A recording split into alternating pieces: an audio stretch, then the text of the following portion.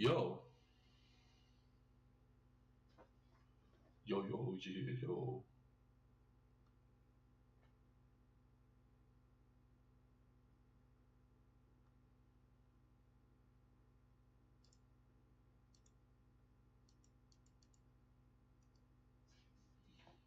So many people passing through here. I think just want to wait a few seconds, maybe 1 minute, for more people to show up.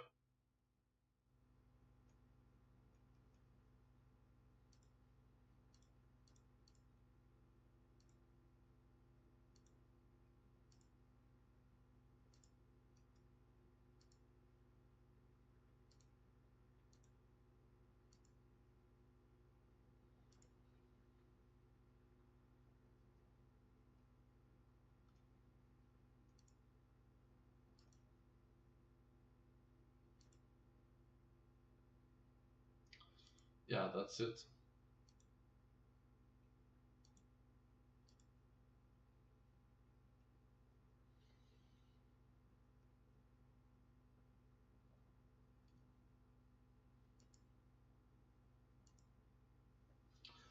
Let's go to the University place. Edition, does that make sense? Can I say that?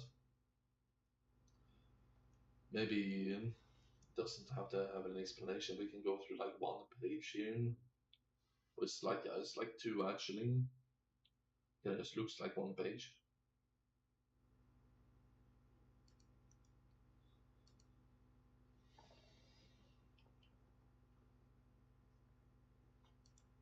Black elephants with a black sun on a canvas of terrible reflection. Black is the mind. If a bullet could not languish and conquer. Hither equals over there, to or toward this place. Thither equals over there, opposite place of hither.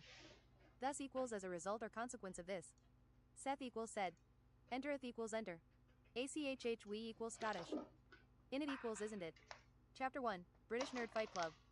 Historian bodybuilder James had a beautiful black body, shining as the deepest onyx, the night without the stars and constellations, abyss without an answer. Black elephants with a black sun on a canvas of terrible reflection.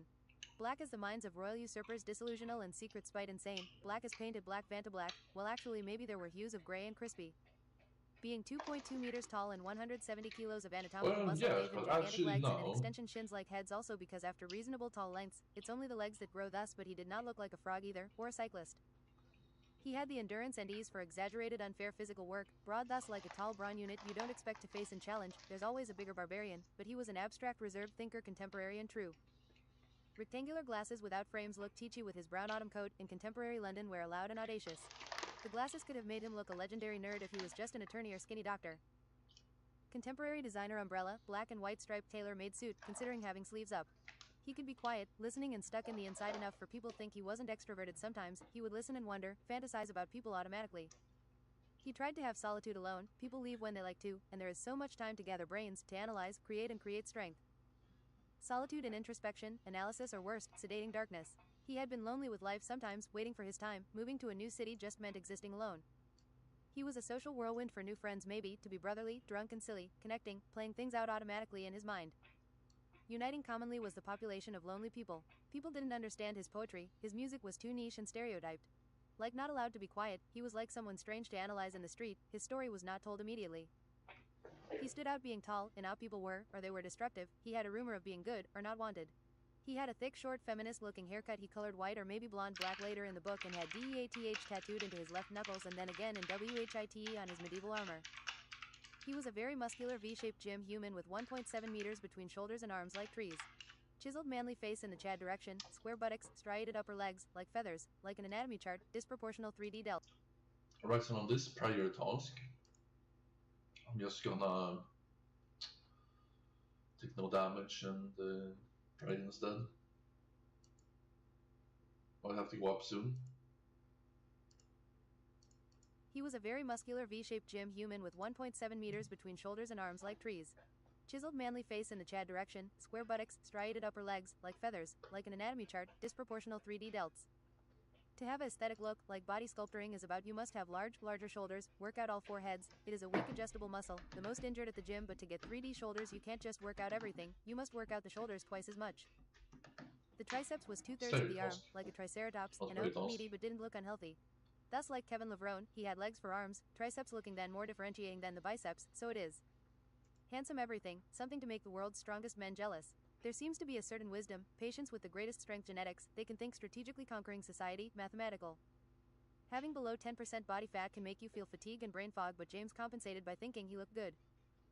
Looking into his mirror that didn't show enough of the body at any angle, he found green eyes that looked blank, could have been the Sahara Desert, focused first then intelligent, a specimen, could make you think about an INTJ like Arnold Schwarzenegger, and fell down the stairs backwards like he wasn't wearing a shirt, he missed the smart refrigerator.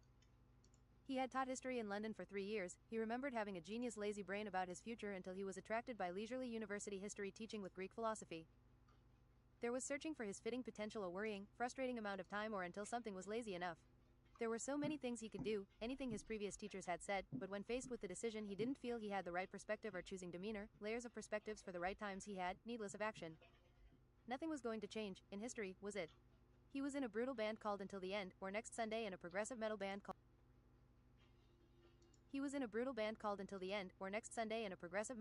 Terribly Drawn Circles. Yeah, He there's needed so an outlet much in the being creative, beginning, thinking though. about songs and segments on automatic. They were working on the songs, I'm Going to Pull the Plug, Life is Horrible and Then You Die, and Funeral of Dorks. You need more blast beats. Listening to their music was like brain surgery and a cat biting your toe at the same time, modern and niche like poetry aficionados wanting to go to a club or being raw food vegan. Not the progressive band. What was unusual with this backbone linebacker build or combination wasn't endurance or speed but the clever mind indeed, speaking and being a thinker first, a surprising poetic giant, a deliberate cognizant, a nerdy 140 to 150 IQ. An average prog metal instrument.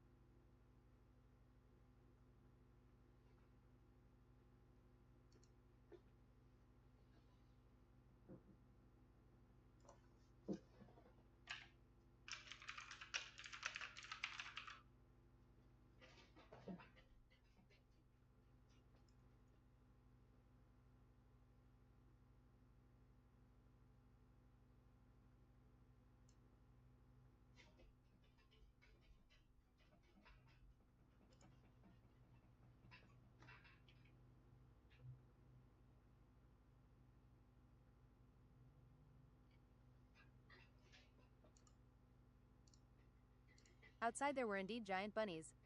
I empower you rabbits, use your hoppity legs thus, said a hooded man. A band of giant rabbits had been fighting crane-necked polar bears. A bear jumped clawing a poor fluffy bunny. The bunny jumped too and kicked the bear in the chest, with impact magic and a bang, thus the bear flew far. Bunnies sometimes jump kick even in real life. The bunnies were units, proud and gathering in groups with cunning, came unto James licking, smelling and inspecting. 10 bunnies were carrying a sleigh with a man and a ton of stuff. A covered traveler came and shook his hand. He seemed to have a bank on his back, being bent there was 3 meters wide wrapped leather and rope, 5 meters high. Who knew how strong he was for this, maybe magic was used. I can bank things if you want, you can come back later. Sure it won't be too heavy, I can save my strength, carrying. No, I'll be fine with some more. They only take for those attuned to nature. I'm Benny, merchant and attorney. They only drink the finest brandy or maybe some higher alcohol wizard's misspelling if really thirsty. The cloak revealed a blue body with shining light blue eyes, shining of a lighter color hieroglyphs on his forehead. Having a bunch of bunnies pulling is awesome, it was worth the investment, they can handle anything. When he sat down on the contraption there was still a carrying angle. I don't like staring into horsebutts while traveling. I come from the ruins, this dungeon gave me the most important thing I didn't know I needed. I feel wise like a guided spirit. I see them eat hamburgers, buff bourguignon sometimes also but not other meats. Strange credulity. I feel like I can relate to being a giant bunny somehow. Then maybe you can pull the sleigh, or a bunny formidable, I'm going to Solgar Docks. You know the biggest city to the Arctic Sea of the Einhenjar North Pole. James mounted a bunny and held into its sleigh leather contraption. The bunnies went off like a rocket. Woohoo, this is awesome. Later entering Solgar Docks. I got to get myself a ride like this. Look inside the docks in it, said the nice merchant. Looks like the ice melted here, into sea. The city was snowy and frozen, many red and green wooden buildings and massive icebreaker ships of almost every color. Parts of the city were only accessible by boat, some water streets were small, some large, some islands. They only had winter sports for sports, although mixing in wheelchairs down the mountains, but the skill lift were free.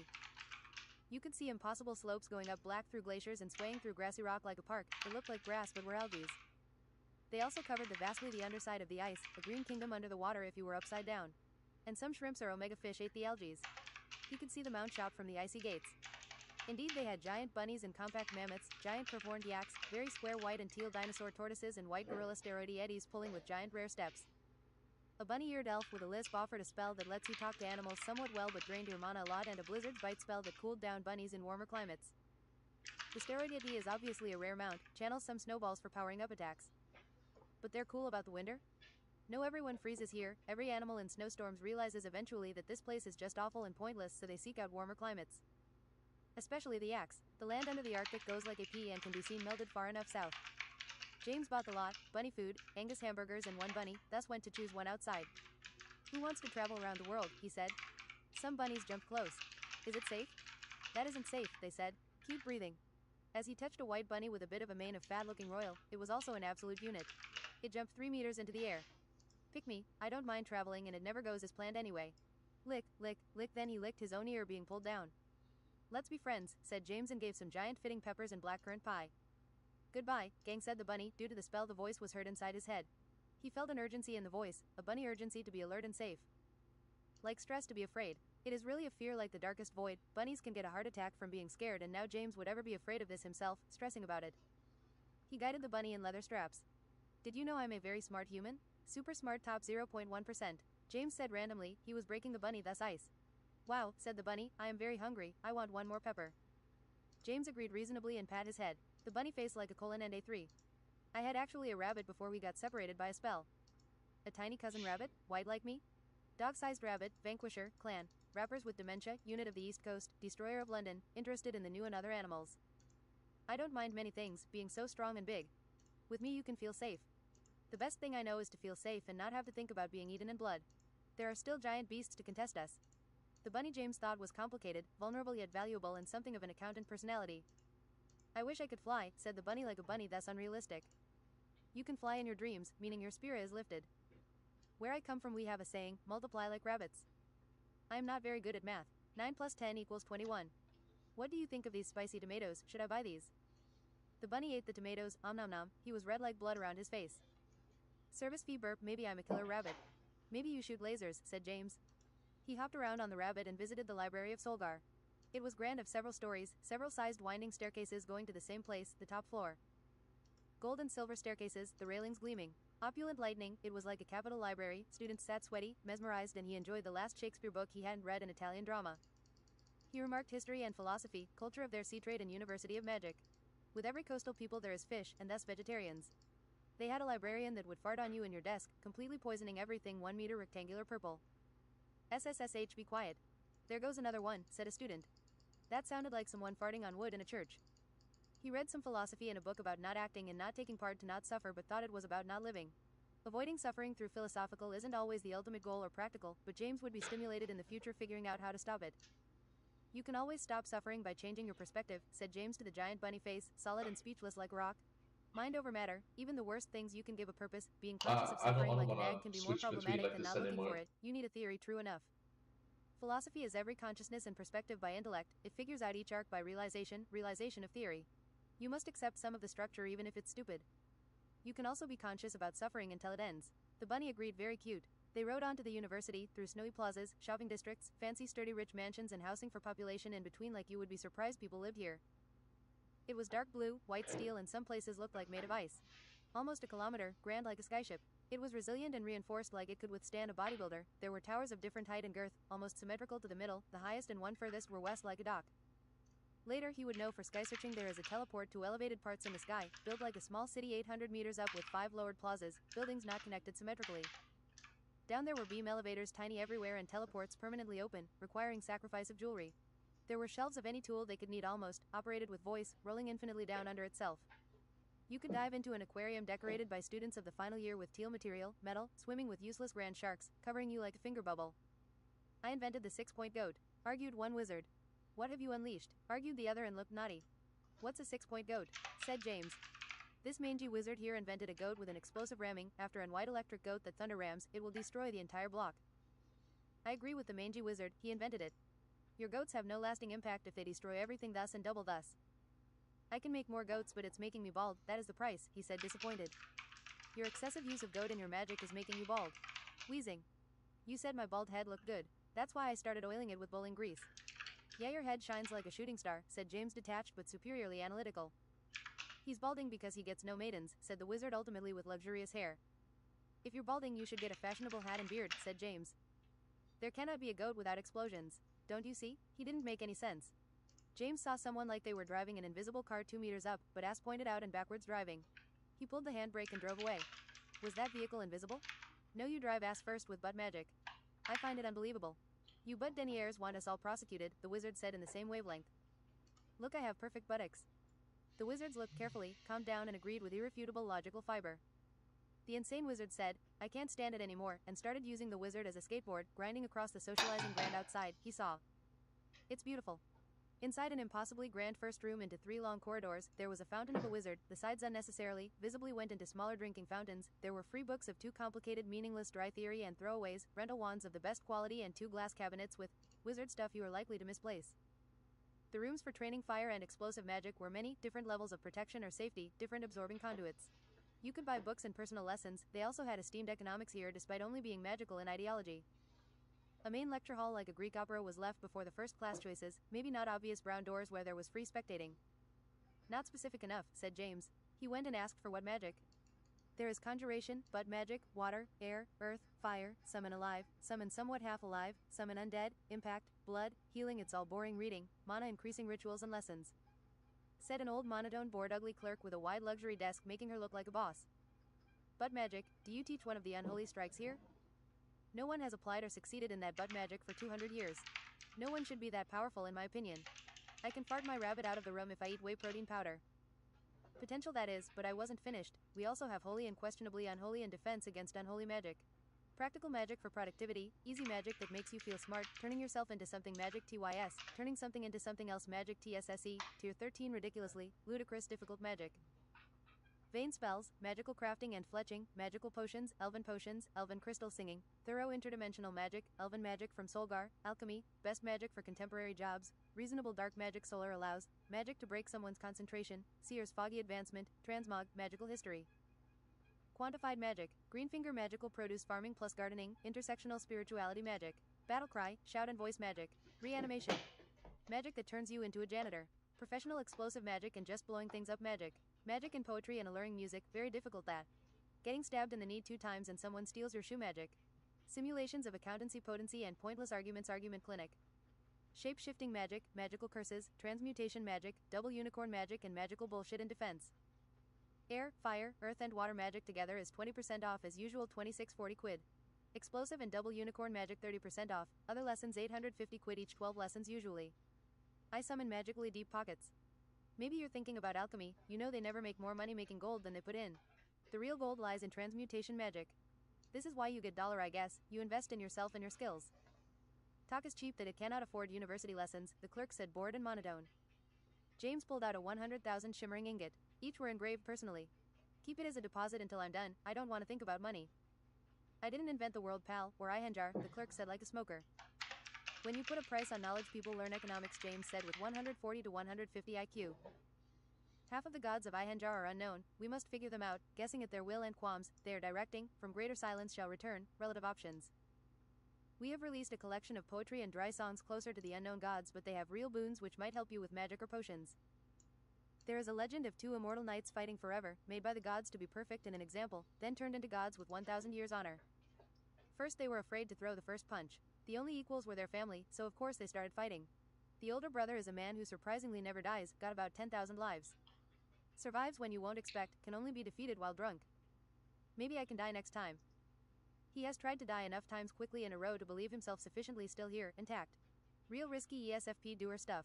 The younger brother, God Nutcracker will rise not dead, with a more split personality, enough to still be coherent maybe. Sees dead people at their happiest best moment, walking around alive people, can't tell them apart. He is neither introverted or extroverted, he was a master combination of all 4 analyst, thinker personality times. He has intuition and library of knowledge, confusing idea, curiosity, creativity and efficiency. They could not all fit at once these intro extroverted efficiencies, but he could switch between them. He makes plans for a state later he knows he can enter, to recover to be adaptive you need to take some time. He is perfectly calm and sturdy, ready for a tear and test like he has godly health. Drunk, you don't know the pain I feel as I must live again in infinite times but don't want to. This is it, you know what I am living for wine and food, watching the sky last forever, it never fell over me. The moon is just a garbage dump, meta, a method, some idiots decided not to cover our infected seas with it but send it through the mirror. The mirror of looking fat from every angle thus, it's a portal. It's got a methane river, some people rummage through what everyone throws away. If any fool lives there, there is not enough magical deodorant. I love the word deodorant, said James with shining eyes. A man after my own heart, or infinite accuracy. Let's start with fire magic, James mostly exclaimed to himself. I'm halfway, he said to the caustic clerk. Remember, Ihenjar is an experimental, lawless land, the 1v1 place, there is no police, fire department or jail, you will have to fight for your things. Just like the capitalists wanted, every service and tax is unnecessary. There's tons of practical problems, usually solved by people coming from places with services, like only drinking your coffee at work, but at least we have money in the pocket. I think you can find the best in people by watching them do things competing with money, not just casually. Taxation is theft, he saw engraved in gold over mahogany, a quotation on the wall. It's not so bad when we have guys like that coolly leaning guy over there. He executes and hunts top criminals, the vision of horror, prophet of despair. James walked and was ready to talk the talk. Hey, how are you doing, Sonny? You look like an angel mixed with a street fighter. Whoops. His crown of despair kingly hovered over his head like a halo, hummed like an orchestra with a vacuum cleaner.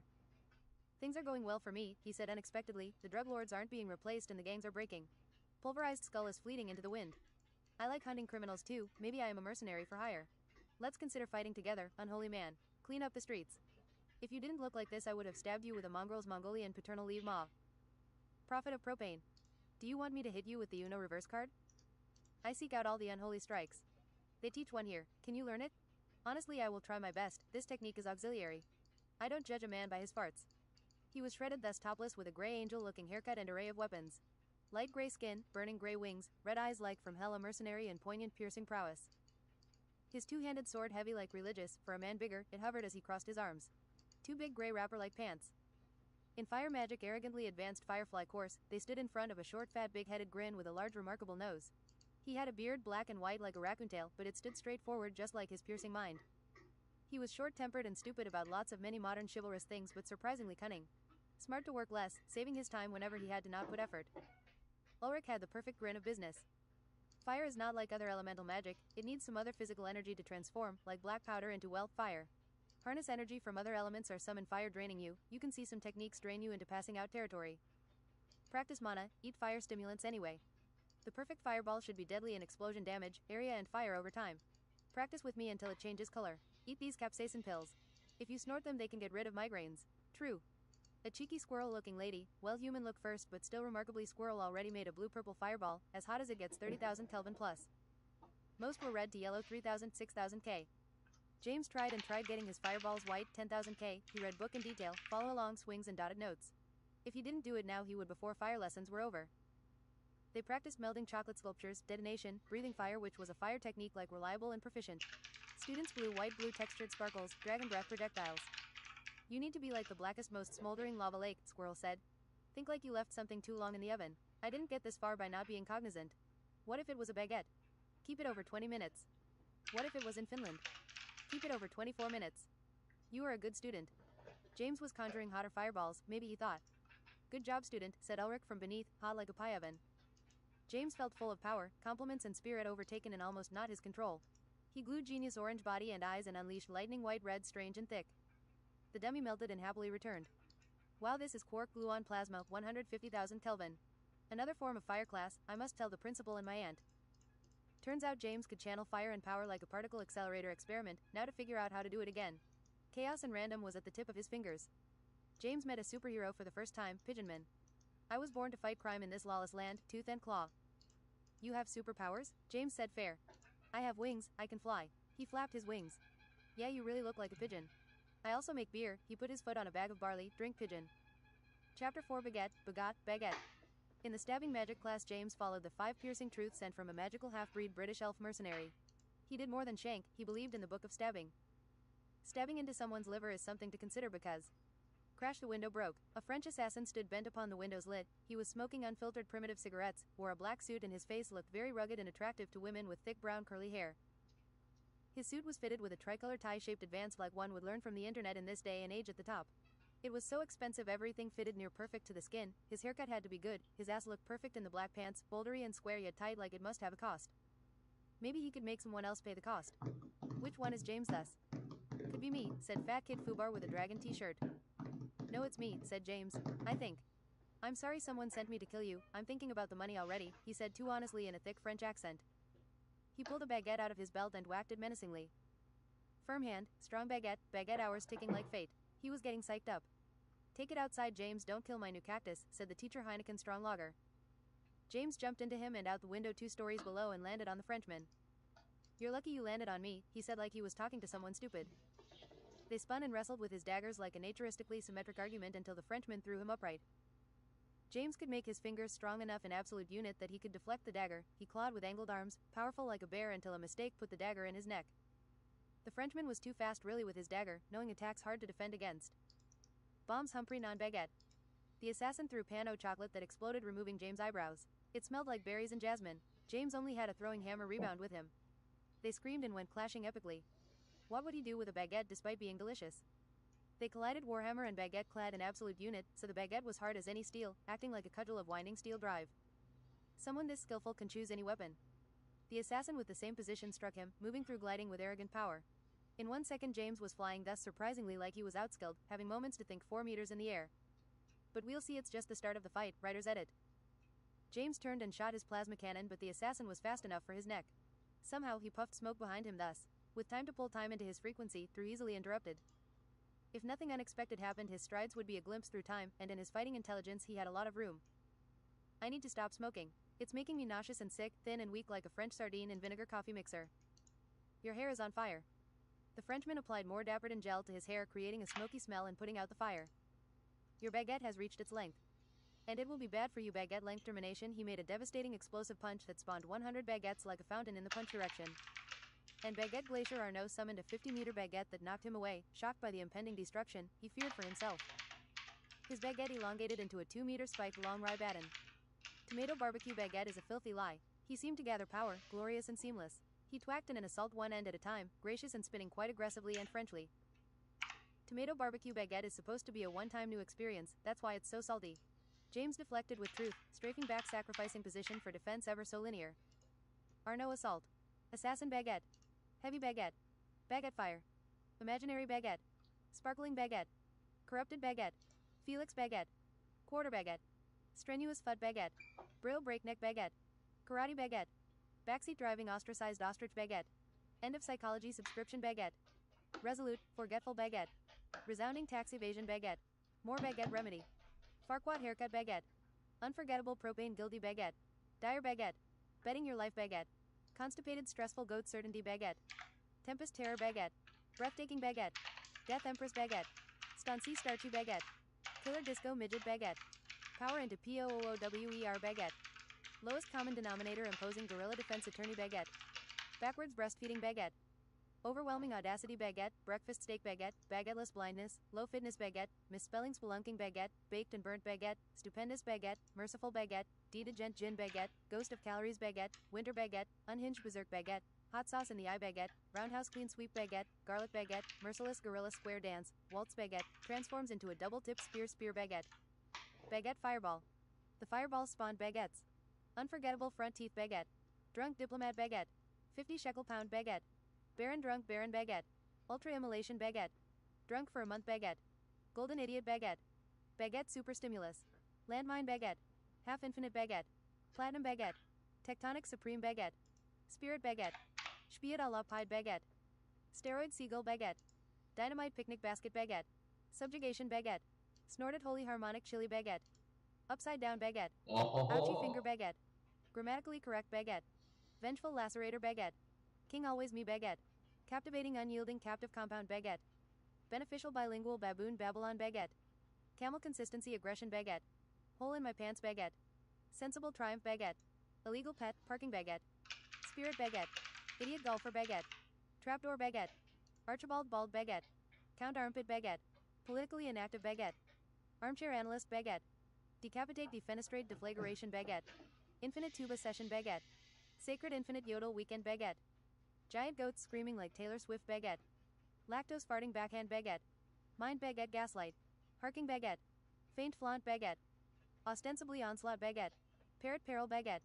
High glycemic index baguette. Toe jam and Earl baguette. Baguette tendrils. Wish upon a baguette. Beyond insanity baguette. Feet tackled by a deer baguette. Horizons tear-jerking baguette. Conception baguette. Crocodile tastes like chicken baguette. Roaring baguette. C4 baguette souffle fjord closure. Stark stirring mad baguette. Suggestive ruminating baguette. Sublime scintillating baguette. Butt piracy baguette. Gluten-free baguette.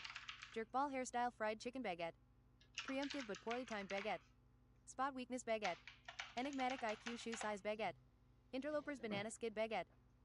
Transforming into an orangutan at 70 baguette, bayonet baguette, baguette torsion, square deep fried hamster ass flute baguette, illusory baguette, fud baguette cannon, undulating undertaker baguette, railgun baguette, upsetting baguette, nether baguette, beyond upsetting baguette, squawk square parrot baguette, ardent baguette wave, world horse breath baguette. James was completely busy defending the assault, usually attacks bounced off him like he had a power belly.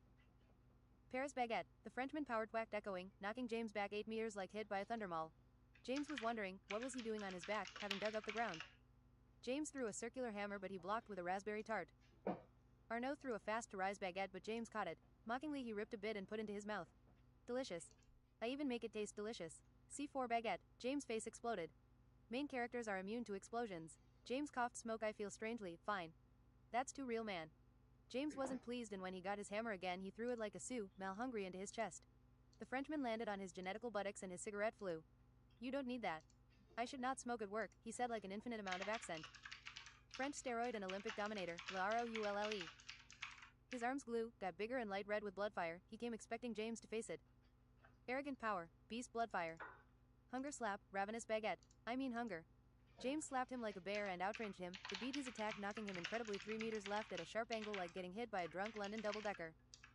James crunched in his fingers and uprooted the only tree nearby and swung against his double baguette. It was an even match. Blows were parried quickly, skillfully minding footwork and by the book baguette defense. The Frenchman had rhythm and danced the dance of baguettes egregious. Hulk slam, lightweight tree remodeling garden. Die Mr. Norwegian or whatever, silly man, don't make me blow this place away. And I want your robot arm that looks really cool. I object completely to this assassination, and thus, there must be a way a court can stop this. You could file a police report. No, they don't exist here. Look, if you give me some cash I can tell them you were hit off a cliff and probably died. It's a hard world for a man with stuff. Let me have a whiff of that cigarette you're lighting. James planted the tree and they sat down exchanging dwarf coins. 450 quid, okay, you are definitely off the cliff. Who sent you? He was hooded but had this ridiculous stuffy Spanish accent. His impression was like a banker. You know I only do this to have work and also the money. I'm a professional. I like to imagine people don't mind getting killed in business. You know, like I'm not bloodthirsty or anything. I don't kill women unless they're big fighters. They have never defeated me. Who knew if it was true? His mannerisms told him something that made sense to him, the accuracy James did not have, like being able to push yourself on a good day. What do you think about safer jobs here, mate? Are you a pussy in this strange land, or trustworthy and reliable if you have safe jobs? I think I manage myself fine in Ihenjar. Only one guy I ran from. He was a huge red orc man. I told them I killed him. They never checked I got paid AEHECCH. Then he ransacked their village, no witnesses. I get the He raised his hand for a high five like a degenerate. Smack. Free money, James said. I could do with more friends. I have a giant bunny and I drink anything you throw at me. James. Sure, whatever. You can hit me up, homeboy, as I finish up magical curses. Fuck. Do you fight with something else than baguettes? Yes, I also have these gourmand breadsticks and a brick. Do you go to the school here? Yes, they call me Arnaud, thus, I was in the class from the next window. He shaked his hand, pronouncing his name with a cigarette in his mouth, switching. Arnaud talked James into magical curses where they had weakness, weaken, suffer, which was a form of weaken and weaken weapons. I come from a species of Ihenjar aquatic Frenchmen with gills and fins. On land they can only walk sideways. Arnaud took a tuna, small, and swallowed it like a seagull. You are genetically a marvel? James said, tolerant and interested. I still have a throat pocket to store food. I have my wallet there sometimes, or Hergel. You have a baguette there, don't you? I can tell. What? I enjoy baguettes. I enjoy the occasional indulgence. You don't have to defend yourself, said James, tolerating something, allowing him to be flawed. Honestly, baguettes can be a very thin, white bread that tastes very good with delicacy cheese. Thinner bread makes tastier cheese. Yes, you can still do curses and be a decent person, said a balding white-haired sorcerer in red-purple robes with adventurous eyes. It is a means to an end. But magic classes are a means to an end. In the first book we have amplify damage, reduce resistance to magic, reduce resistance to elements, and quicken bleeding, which also makes them use more energy. We shall also practice making their swords burn, sluggish snail arms with cursed feet, and Seer's mind grab. We're just going to do the mind entering part, which is illusory, weakening, and confusing. James was proficient at Seer's mind grab just as he was spiritual. Reducing resist would make him overcome immune enemies, so he practiced keenly. I have a contract, James. Someone at the school, tall Mr. Ashik Albert, gave me his money just to maim and take this guy's stuff. Goat Chefy Earlobe. He's poor, weak, and without defense. What do you say to taking Albert's stuff then? I will give this boy Mr. Earlobe something thus. Don't we already have a character named Albert? Ashik Hall entered with student minding easily offended things and pushing their poor health. Hey Arnaud, did you take his stuff? It's a free country. Arnaud went up and smacked him silly 5 times with his locker and kicked him in the nuts with unaccessible power. Something broke and he went into the ceiling. Tall Ashik Albert said, head stuck in the ceiling. You're not serious, a bleeding heart conscious assassin. We spell it as assassin in French, I am passionate. Albert pulled out a scroll that Arnaud cleft and hit him grievously with a baguette. Your baguette is weak, said James menacing. In the end they took his stuff and buried him legs sticking up hairy in the garden. He has magical shrines, feet pictures of female orcs and collected scrolls. One-timers is something getting used to. They gave the cash to Goat Sheffy earlobe. Goat Sheffy bod like a goat, thus unintelligible. Arnaud visited his mercenary friend Von Vague and wife Von Valorant. In the hospital he had fought his last contract. He had taken a troll twice his size, alpha, and wasn't even stupid. Well, lady, Yepsidudo, remember when I asked if you had a sister? They think nothing will wake him up now, sniff. He has been laying dormant like tears in a dying breath. Nothing? Arnaud went to his bed. Come on bro, you gotta lock in. You said this wasn't going to be the last as long as the locating baguette to Buxrich isn't found. Just lock in. As Arnaud said lock in and shook his shoulders, Vague rose quickly and military. He looked ready for orders and breathed brutally through his nostrils. If you passed away my life would be lifeless and gray. We still have silly things to marvel and deceit, plan the end of teleportation nerds, send them all to Jacksonville. He went on to live another 47 years. James took the weekend to get back to Arkspire and found Toadsburg picking small strawberries and being very uncomfortable with all the animals and people. I will finish my training, I won't forget about it and watch entertainment, it exiting my mind like excellence. You can have a lesson in the duel rooms right now. Let's get rid of the sauna dwarves. Do you think anyone has ever been hit by the unholy strike, first, in the nuts and survived? Silencio por favor. Entereth duel room. Elemental adapting absolution or elemental unit is a way to adapt to your elements, it's earth magic. I will cut you and insert an evergrowth seedling in your stomach. James got over the cut as quickly as his lunch. Focus on your resilience eternal like the stars cosmic and grow into a sentinel thus. James and Toadsburg grew into an exoskeleton that looked like mahogany wood, like a smooth Trent. His face was ruined, gleaming, chest and shoulders sleek and fashionable. Faceless, expert and alien he was. Eternal seed of growing and growing through you are. Very resilient against ice, water, cold, accountants, earth, heat and air. Also this tree doesn't catch on fire. You will find you need less energy, water and oxygen and age slower like this. Practice with me, once you get really good you can turn into a fire, blood, water or air elemental shortly, completely and absorb the element. In a year I will teach you regeneration. Trick your opponent into using a fire attack, turn into a swirling elemental, regrow your hand fiery, it will still be there when you 1 more pH, finish the quantified disillusion. Live longer the more you exercise this, it isn't taxing just like being a thin sardine. This would drain your mana like regrowing a real hand, making you dizzy and focused on taking it easy, but I think you can handle it. Without complaining they soundlessly practiced until after one day he was going to go back to university. He saw someone getting backstabbed by a baguette and somehow steal multiple wallets at the same time. After backstabbing he broke his neck and kicked it away like a football. Let's eat some of this dwarven earthy food, Arnaud. It's on me, this dwarf was rich and behind on payments. Dwarven fine restaurants had exclusive bread and butters that were very comfortable eating and easy to eat continuously, carrot and a vegetable that only grew here, dwarven artichoke, into soup. Wine testing and wine pairing followed. James thought the wines were unimpressive for the cost but fit the food well. Small birds and mashed potatoes main course, then it was crackers and cheese. This was something exceptional that they were sad it would eventually stop, so they agreed with the luxurious servitor, who had the most luxurious silver rings and bracelets in his dwarf beard. They bought another round of just crackers and cheese. That is a delicious yogurty blue cheese. Inspired by my boss's salary, said the dwarf. Rye is disgusting unless it has a cheese wedge on it. Arnaud. Back at university James was learning alchemy, something that interested him was to make bombs. First idea, super poisonous and flammable gas bombs that cover all enemies, then he would protect himself in absolute unit and detonate. Stun bombs, he didn't alter his enemy's senses often, he thought strategically. After grinding and reading he figured out a custom way to make impact grenades, knocking people off like explosive trampolines, he called them blueberries. The book recommended making adamant silver bombs that addled mages' magical abilities or poisoned dragon glass also works but can be cured with black gull if prepared. It said some asshole always is. Flash adamant bombs to blind, if the dragon can do magic its intestines or half-giant liver can be used to make bombs that blinds you and instills fear for 10 minutes even if you did not look at it, like an error in your brain. Whatever, I'm just gonna do this. Scarecrow he named this thus.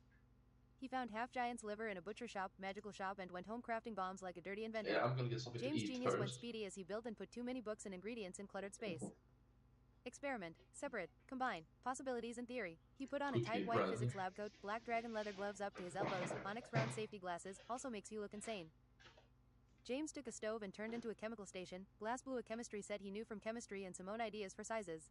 He tasted, coughed, tinkered and thought like a processor about mathematics, sometimes his thinking was indistinguishable from a cyborg hitting the ones and zeros. Eventually he came across a functional bomb that blinded, instilled fear, chemically burned that could not be stopped with water, stunned and slowed your movement and reduced your resistance against elements. Or less combined bombs also. James realized at the same time slowing with water, ice magic and shooting with his plasma cannon would be a good combo. Classical, or simple. Being a lone wolf thinker lets you pursue inventing and science freely. Motivated like there were enough people, and you spent enough time. The introverted intensity for introverts is just this, the speed they should work on long experiments. He showed his new potion to Arnaud. I call the potion gym sauce, he said like Sauce Master, no it's not steroids. Being 160 IQ makes you pursue inventing much longer than 140 IQ. The sun seemed like a morning ritual familiar as James peeked out of his dormitory city. He held a giant hand to his eyes as the sun covered half his vision. The air was so cold it was to isolate your feelings into getting weaker. Unreal gleaming sun on snow to weaken into fantasy. There was a deer with heart-shaped antlers together. It chewed on the tundra and wondered what was this human up to during this morning already. James threw an explosive bomb, the deer flew like a ragdoll. God, I'm such a good hunter. We have heard you have good stuff, Kerr. And Red Orc said deep like a demon. Just a minute ago, we inspected you. Forget fighting orcs, pay the laws of Ihenjar. I'm going to give you something to run away from, like a scientist. James. An orc came with polearm ready to dodge. James threw throwing axe after throwing axe, one railgun but the orc dashed with speed technique. Flawlessly he could have had no armor because he took no damage. James like the undead breathed a wide cone of frost, chilling the orc to an icicle then shot his head off with the plasma cannon. Run away hither. Tactical run away. Best criminal for himself. They scattered in 8 directions and would maybe tell their friends this was not an easy target in the future. What would James do when the plasma cannon ran out of battery? Toss his robotarm and return to the medieval yet quite magical times? He needed to make a battery, and he would crank it manually. James swept inside. He needed zinc, copper, lithium. He dismantled things small and large and outfitted his robotarm on the outside. In addition, one large cranking arm like on an old car. Third good idea, he made a lithium overload battery larger than he would crank and try to charge with lightning magic. What could possibly go wrong? The school was talking about a gay bodybuilder monster joining the herd. He was lovely like intuitive art. What was his unguessable weakness? What was his strong classes? Did he have a schedule for me? He looked like a giant bodybuilder with extra large shoulders, symmetrical and aesthetic. Thick sausage, long ginger hair, blue eyes, perfect chiseled manly face, black stubble. He made you stop and think, is this folly? But then you realized the cohesiveness, it was beautiful. In summer he wore just pride shorts and a tank top, it fit really well. Did you use steroids? James said curious. What are steroids? He said in a lighter misty voice like dragon leather silk. I like your muscles, wow you are bigger than me. I only like the aesthetics of muscle, men, sorry handsome boy. Can I have a handshake, and just a hug? He shook like a man with a mustache and thus hugged like 2 muscle masses. Even some of the girls watching liked this, somehow. Wow you are a specimen, said Hugo leg press, platonic. Welcome to bloody Ihenjar, the ritual is brawn, hit me I bet you strike like a demigod. I have never fought, I make peace not war. Cute noises. Come on hit me, or your flowers are black and withering. He gave it some effort. James's jaw was permanently altered to the left like a pizza. Let me fix that face. And Hugo altered the face to the right instead of to the left. Wow that was an experience, I feel wiser. James was getting energized and hyperbolic. You're gonna like this. James charged up his fist like already punching. Infinite iron defense. Iron Man chest day. Huge tank this with his chest thundering, like hitting a steel chin. The best part he can block with is his abs. Spectator. James punched him in the abs, lifting him up and altering his muscles in and back. Smoking he went back up and looked beautiful. I stopped eating fried foods for you. I think we will welcome you to the cool Daniel gang, you are close. This can only be decided by a squat machine. It's literally a fancy machine. In the old bodybuilding wizards gym they had refitted steel dust to be sent on factory bands into boxes and shoulder beams of lifting, thus stable squat rack. Arnaud joined smoking a cigar wide grinned. First 150 kilos, no need to start with lightweight. Hugo joined peaceful and lost. They lifted and toiled productively like a producer of noodle commercials. Only 12 repetitions, we don't want to train endurance, he said nervously. 1 minute break. 200 kilos contemporary. Steel dust poured like muffins. The bodybuilders started working as speed machines. You could see how they could be strong being wide-shouldered and tall, like sweat between the muscles, not telling a complete picture. Arnaud barely got the weight up. Hein. Arnaud dropped down one knee at a time in pain after being unable to get the lightweight back up again. 275 kilos. Nothing but in your mind, gentlemen. Hugo already felt like how could he lift 10 kilos more, the weight gave him perfect technique, being perfectly centered. James, you are making me upset, said Arnaud. That was some good repetitions. Those 10 were almost as good as the previous 10. You can see it in their face how heavy it is. 350. Hugo was starting to make heavy faces and veiny bulge. Hugo pressed until you realized there is nothing more anyone can give. I can't do it. I can't join the good gang, it's not possible. No one can beat me at the squat machine, it's okay, said James, still having more to give like an infinite wine bottle. We just wanted to see what you were made of. Also you had to beat Arnaud. Shut up, said Arnaud Frenchly. Snort. Daniel and the cooler Daniel welcomed Hugo to the team, tolerant of gayness like coolness in denial. As a unit, James climbed up the entire 40 levels until the top of the tower, on teal poison ivy like a magical lizard, convincing Arnaud to climb into wizard adventures. It wasn't normal for him thus. There was a wizard with whirring contraptions and teal stalagmites. He pulled out a casserole bent over as James's head popped up. It was not a casserole meant for mortal eyes. What are you doing? I'm trying to quantify magic. There's a method to the numbers and boring signs of Einhenjar Cosmos. You should come to my lessons, magical history. I'm going to use my store away close whirly tink. Summon Parmesan cheese. No, not that one. How does that work, said Arnaud. It teleports something you own, fairly close into the thingamajig. Summon Wisdom Stem Mark II. We shall leave you to the casserole, honorably. Can I have the recipe for the casserole? Give me something small, whirly tink. Arnaud and James sat on the rooftop smoking new Arnaud pipeweed modernities. Look at that artificial university skyline. I feel like cosmopolitan students. This wisdom stem made by drunk monk Uric Aran Ursel is healthy thus. I feel sharper and decisive with every drag. People won't smoke it because it's not the same drag as being stupid. They puffed and exhaled through every crevice. There was smoke lingering around their faces like icy mist. After 15 minutes. This is the last cleany wine. Like cheese, it is consumed while being fun and expensive. Never have I been able to afford enough delicacy cheese. It disappears like a wish. You must find going out of business cheese shop. This is like sitting down exercising. You are fun to be around like a high energy cat. I'm glad to be able to call you my friend. I'm thinking like you right now. I am a feeler like a directed whirlwind, but you can match the insanity. Probably because we are equal combatants. Not too dry. There is a legend of the first warrior of Einhenjar Huyi. Instead of dying, they said he would just go on a dwarven elevated train ride endlessly through Einhenjar. He talked to travelers, shares his wisdom. People have said they have found him in the train. He was promised to never die, and that is never the way you think. To live forever, you must change your perspective. That is the lesson. Enter magical bullshit in defense. Are you vulnerable to your senses, pupils? What if I stunned you, swept your memory with my tea and stirred it into an antidote too hot to drink? The teacher Ignatius looked clever and was cunning. He had expertise and thought at least enough to be a step ahead. Long jawlines on a pale face with dirty wet-looking hair to his face cheeks. He dressed close-fitting in mostly black mixed with crystal purple armor. Al through it can make you feel thick and uninterested sometimes. There are potions you can drink to increase your stun resistance. 3 months per potion. Build up the resistance. It's got the same half-life as coffee, he said interestingly a bit to himself.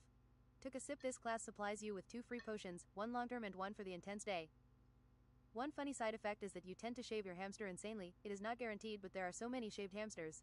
Yes, I know you get free hamsters from Dejin's classes. Stuns are strategic of your born mind limitations, just like pulling wool over your eyes. It is common. The school makes some affordable potions. Students learn to make them and students drink them. Profit free for you. There are some really terrible potions after potion classes you can buy cheaply also. Maybe we should pay you and give you a compliment. You want to write down every mind and senses alter way your opponent can beat you. James mentioned his bombs and everything it beats, kind of like an inventor. I see you have stepped in the same thought. Some sciences and breakthroughs are best left unexplored. Every bomb might be a mistake. Class, now we are going to practice mind-altering resistance, like probing, illusion, and insanity.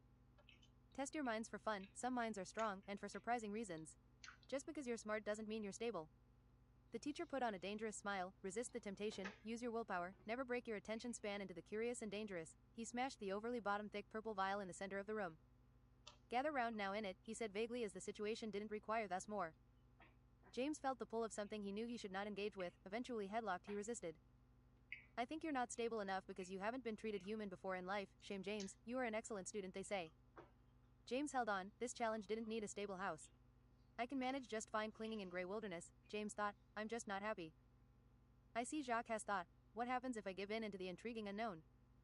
Jacques was pulled in double quick and exploded into the corner of the room upside down. Your curiosity will kill the cat here, or more like a shaved hamster, really, being shaved efficiently, running into the nitroglycerin. Boom goes the dynamite. And my coffee table, with the power of friendship I'm going to shave your head.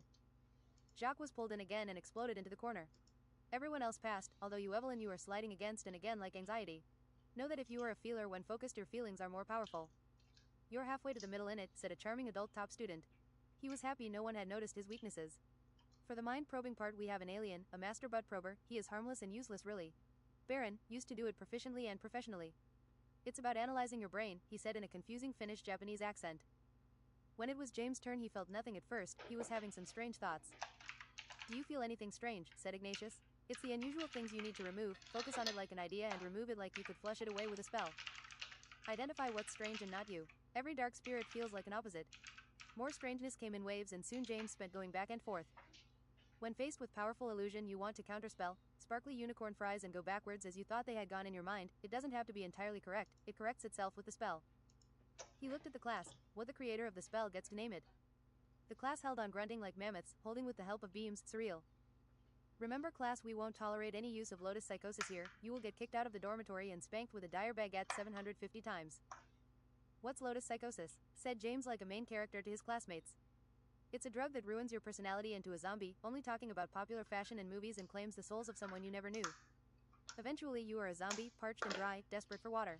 People do it because they are addicted. It's a problem on Ihenjar. It's one of the few things that crushes plot armor. Maybe one should be careful criminalizing new drugs. You sound like an idiot. No, I just believe in decriminalization to reduce eventual crime, like an officer. If you make something like weed legal, you stop drug lords, syndicates, killings and systems, infrastructure of crime. There are legal tricks and ways. You sound stupid. They have to walk and get normal jobs. Politically blind, thought her, influenced by his smarts like the sentences were clarity spells. James would learn to turn himself into a rabbit, the ultimate vegan spell, in transmog class through top skill and solitude, unwavering skill. You must learn of animals through your heart, not always thinking, feel what you need to feel, be an animal. Understand animals, how they are brilliant, fine and different even if they are not as smart as a primate. But dolphins, parrots, especially gray African ones, can be as smart as chimpanzees, 50 IQ. Gorillas can vary greatly in intelligence, individually can have up to 85 to 90 IQ, recorded cases like Coco the gorillas. Smarter than contemporary politicians. They just don't speak, you have to get the smarts through sign language. Gorilla deadlift record is 1,000 kilos, said James. Tip. It is in the emotions, not always their behavior. Pet many animals, said a fat but short purple-dressed senior wizard. Like a toad, she wasn't pretty but had have people confidence in her conservativeness. She made everyone play fair and could implement any magical system, giving order and productivity indeed while doing so. James read through the many pages and details to the advanced magic. He was a machine only concerning skill. Before the teacher was done, he read lightning quick and poof, turned himself into a black rabbit a meter long on his first attempt. Are you saying I'm not fast enough, James? Outstanding move. James went around the room at far from maximum speed, feeling inferior from the short height. He had a chiseled face, concerned with herbivore things, looked more dangerous than he was. It was quite pleasing traversing on 4 legs. You easily learned to coordinate and accelerate. Like for example, if someone scared you, you would be balanced. The genius prodigy Nougat Nigel, learning university at 13, went to pet him. You get this without effort? James said in a sexy deep rabbit voice. James started biting a chair leg, industrious. Honestly, I feel I miss a lot of information from school, even if easy. He felt proud over his life like an adult. Transforming and trying to take mana, but not staying as an animal eventually through these classes. Pay attention. Smashing, said Nigel. Nigel read and realized in a different way but productive to him, poofed into a gray Angora rabbit with a walrus mustache. He shrunk like a machine. He jumped to James, they laid next to each other in different directions and flopped. What would the bunny do today? They were concerned with survival like stress. They stapled rabbits like 2-dimensional pyramids, only to fall into frustration. In the end, half the class succeeded. It was as tricky thus, like plowing through your entire mind and pushing one level higher. Classical tricky transmog, not everyone would succeed, thought Urquell. She was focused in the difficulty. The best thing to succeed in school is intelligence, maybe. Nigel's older sister indeed turned into the nicest dinosaur alligator. Next we will learn to inhabit strength and properties despite being a smaller animal. Some will always be lost. Second transmog class. Toad-looking Urquell ECHLM teacher said outside. There are spells only when in animal form. Echoing breaching boing is used to scale tall schools, galleries and maybe escape with an explosive start. It's not unlike getting launched by a bomb, it works on herbivores. Our school is full of rabbits, the furniture is new through in my dress. Most of the progress practice jumping as an animal can be quickened with this Drake-root curry leg steroid extract. This is what the 1,000 deposit for this class was for. No, it's not like those steroids with BIFX class. Think of a trampoline, wave your fingers in a spring and echo through the building diagonally. You've seen the students do it here, launching like steroid launchadors for late lunch. Attention was given to URK as she bent her interesting fat body into squatting. Like this, Urquell turned into an azure rabbit boing and exploded 100 meters diagonally. Before you could say scaredy cat, the rabbits were flying in all directions like overpowered long-eared uncatchables. Wow, she's not a toad, said Hank's little brother, upper body Uriel. Uriel Arugula, he was twice as wide as tall with a large grin and knuckles reaching the floor giantly, but he didn't look like a brute. With chicken legs, don't skip leg day even if your friend doesn't show up. This one is as useful as the practical lessons with Gentleman Descartes' easy magic to make you feel smart, although I don't have to motivate our spells being practical. Primal mammoth instincts. Practice channeling this arduous spell to increase vision, hearing, smell, taste and touch as an animal. The 1-meter hawk seagull has the best vision on Ihenjar, although useless at catching the prey they see. Imagine yourself as a seagull, crazy isn't it? You can also see infrared and ultraviolet at elite level. The world is purple.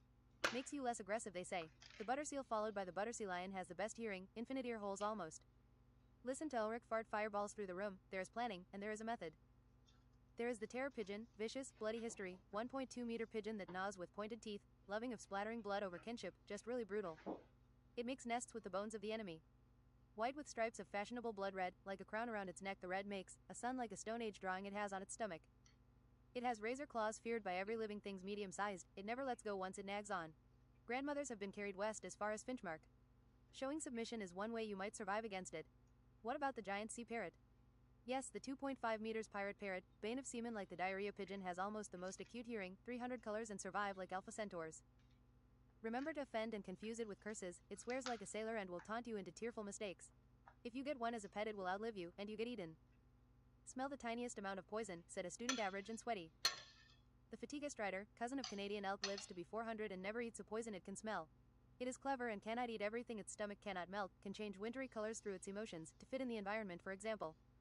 Stand the taste of dwarf Guinness, said Arnaud. Keep going, said Arquel. Get a seizure from trying to touch too much. The galvanized smelly bead leveled as a 1 meter touchy fella, disarms your opponent with smell, doesn't age as we know, like a naked mole rat. Good luck getting through the tempered steel cuirass, so we call its chest. A test for staunchy men and magical cannoneering. Having stronger senses like a superhero is ideal, like imagine if you were deaf. What did you say, said Arnaud like he was gurgling wine. I have beaten all these animals with a vicious baguette cudgel, I am the alpha. James whacked him strongly with a baguette which made Arnaud flip to the side and bring the seat and desk with him. I'm sorry my friend is stupid, we're treating him acutely and desperately. James. I remember when we talked about the benefits of quantum mathematics with greedy population control analysis, and he was setting up a luxury restaurant meal in the back. Now when we are going to practice overexcited senses, it wouldn't hurt if you set up a French meal.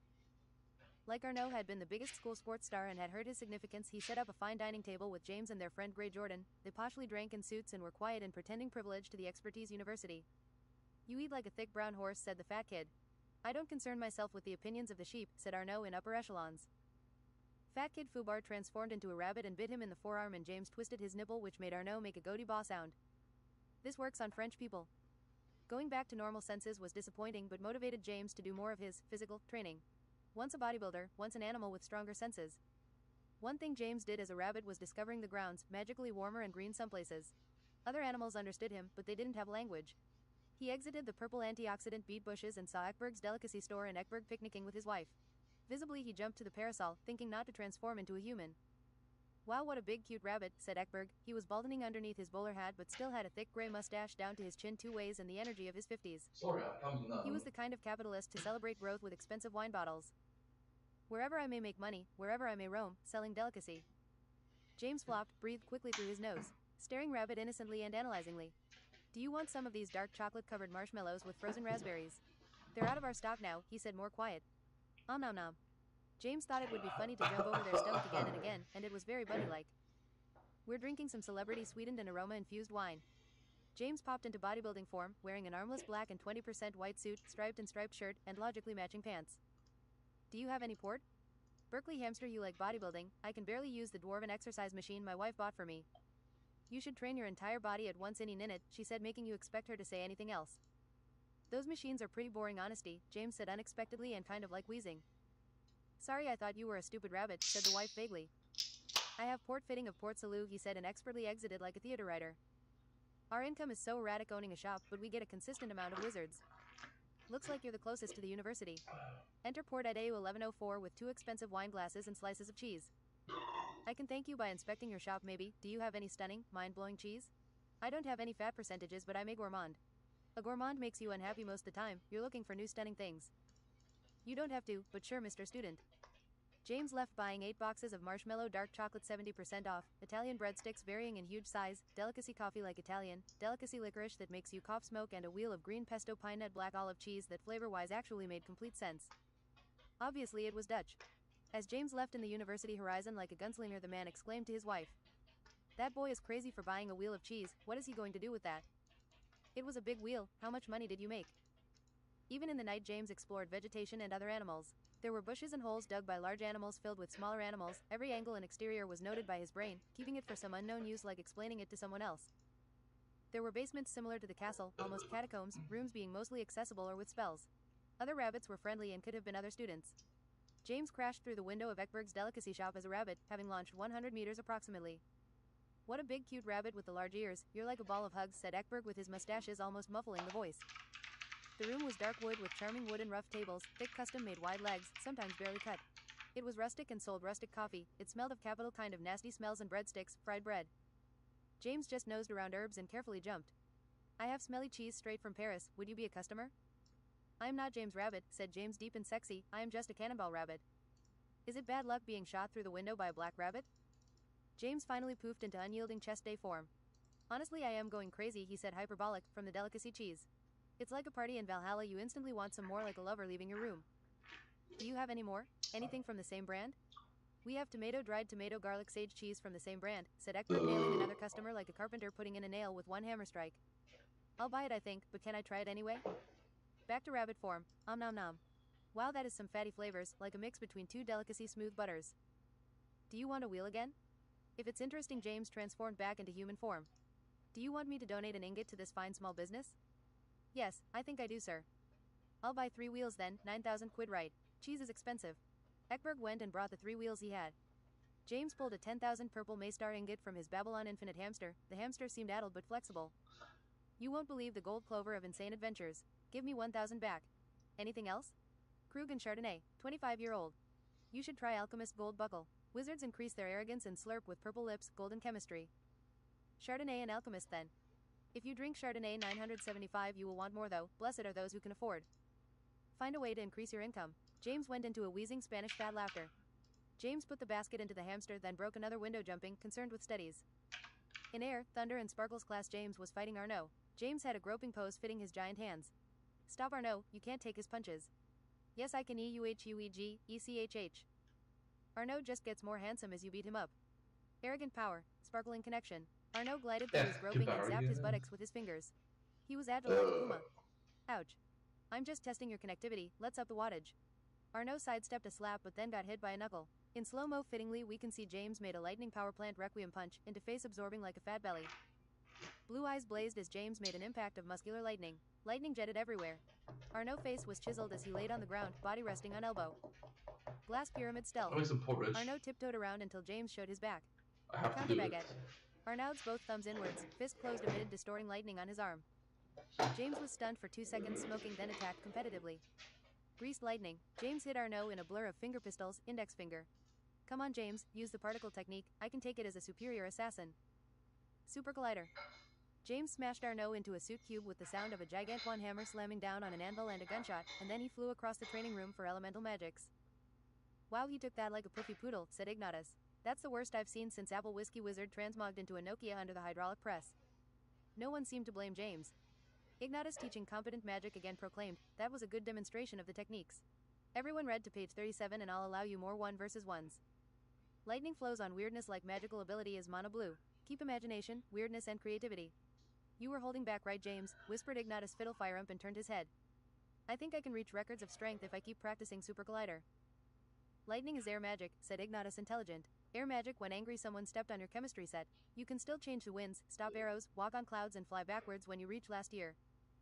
Air magic holds versatile things like there is easy to speak about shifting things. With swords you can bring down a different thunderbolt, command the sky like it would not betray you. Double jump and triple jump early. You fly like you're sitting down flying a car. Hands on 10 and 2.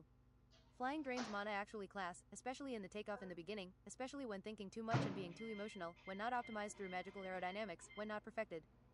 What if you chug a mana potion in the air? Uriel pet his pink cat Smitten. It was a 3-tailed wide-faced cat that could eat like an adult, menacing and hypnotizing. In potions class they were making strength solutions. I know lightweights who pop strength solutions constantly and beat every belligerent beatnik, said Dwarf Alforer with a bronze mohawk and square-edged nose the size of a fat fist. It gives me diarrhea. Shut up, said Alforer. It makes me constipated. Shut up. Another potion that is technically a strength potion is Foot in the Grave Draft. You know you don't feel how tired and fatigued you are, burned out, boundless energy like bipolar for 2 hours, but it reduces your lifetime. There is no cure against burnout. I'll figure it out, said James. Just don't get burned out. The only perfect performance is allowed through perfect recovery. A cheerful tomb then. He was known for throwing piercing black javelins and being one of the few survivors of military Blackhold Tarbay and Ihenjar. There are ephemeral strength solutions that make you equally weak afterwards, but they are stronger. With your potion skill you will learn to make strong nerd potions, to muscular insecurity, seeing red, reverse entropy polarity, bursts of benign brawn, robust sexy bodybuilder professor, and even extreme strength. Reverse entropy polarity is also a spell. It reverses healing spells and you could die. Don't pee in the solution of entropy. Tell me again how you hold the fort at Blackhold, said James. With these bare hands, said Alforer. Wizard's Purple Lips Prosecution Potion hails every time a wizard has turned an enemy into a pigeon and removed their beard and also insults their wife.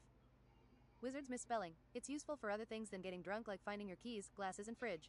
It cleanses your kitchen sink and cures you from arcane underbite and lisp. If you want a worse wizard's misspelling, you can grind down a baguette instead of bratwurst, finish with cream cheese when stirred teal. Arnaud's cauldron exploded. Merde dans ma baguette, shit in my baguette, said Arnaud. I see you let it harden in laziness, there's crucial moments and moments that doesn't matter. What an idiot, said James. Fat Kid Fubar forthright stole the rest of his ingredients and started to make shady experiments. You can have 1 pint of misspelling each. Write down a summary of alcohols and how alcohol-creating ingredients are related. They are related to bombs we can see from alchemy. Transcontextually, you need alcohol lessons for alchemy.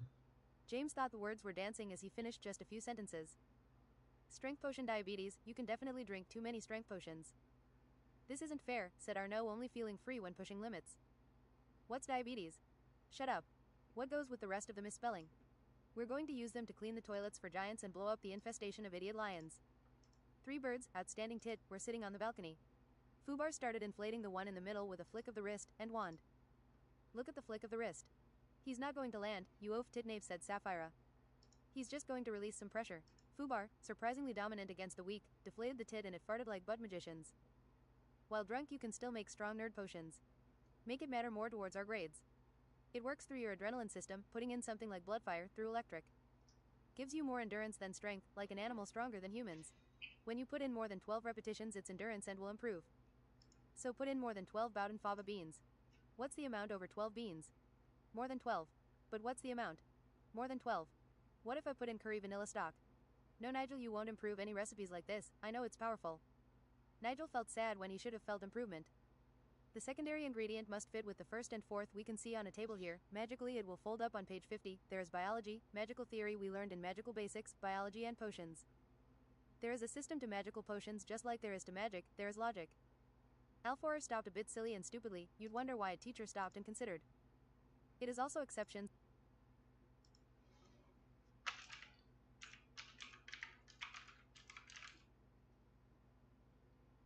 It is also exceptions, like in quantum physics the cat is dead and alive depending on if we look, depending on when, and sometimes we don't know why potions can have alternating effects.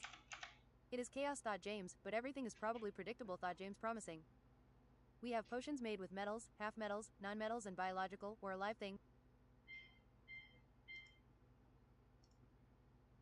We have potions made with metals, half metals, non-metals and biological, or alive things, weighed and confined states. It is all predictable. On atomic levels we see extra functions, each atom of the wilds can have 1, 2 mirrors, filling up predictability and confined chaos. Unless for a few exceptions, said Arnaud. He made things more complicated, everyone considered their necessary ability and stress. How can there be metals with properties that are not metals? They are alternating abilities between. Then metals are not metals. Metals don't alternate, consider exceptions to perfect framework of worlds.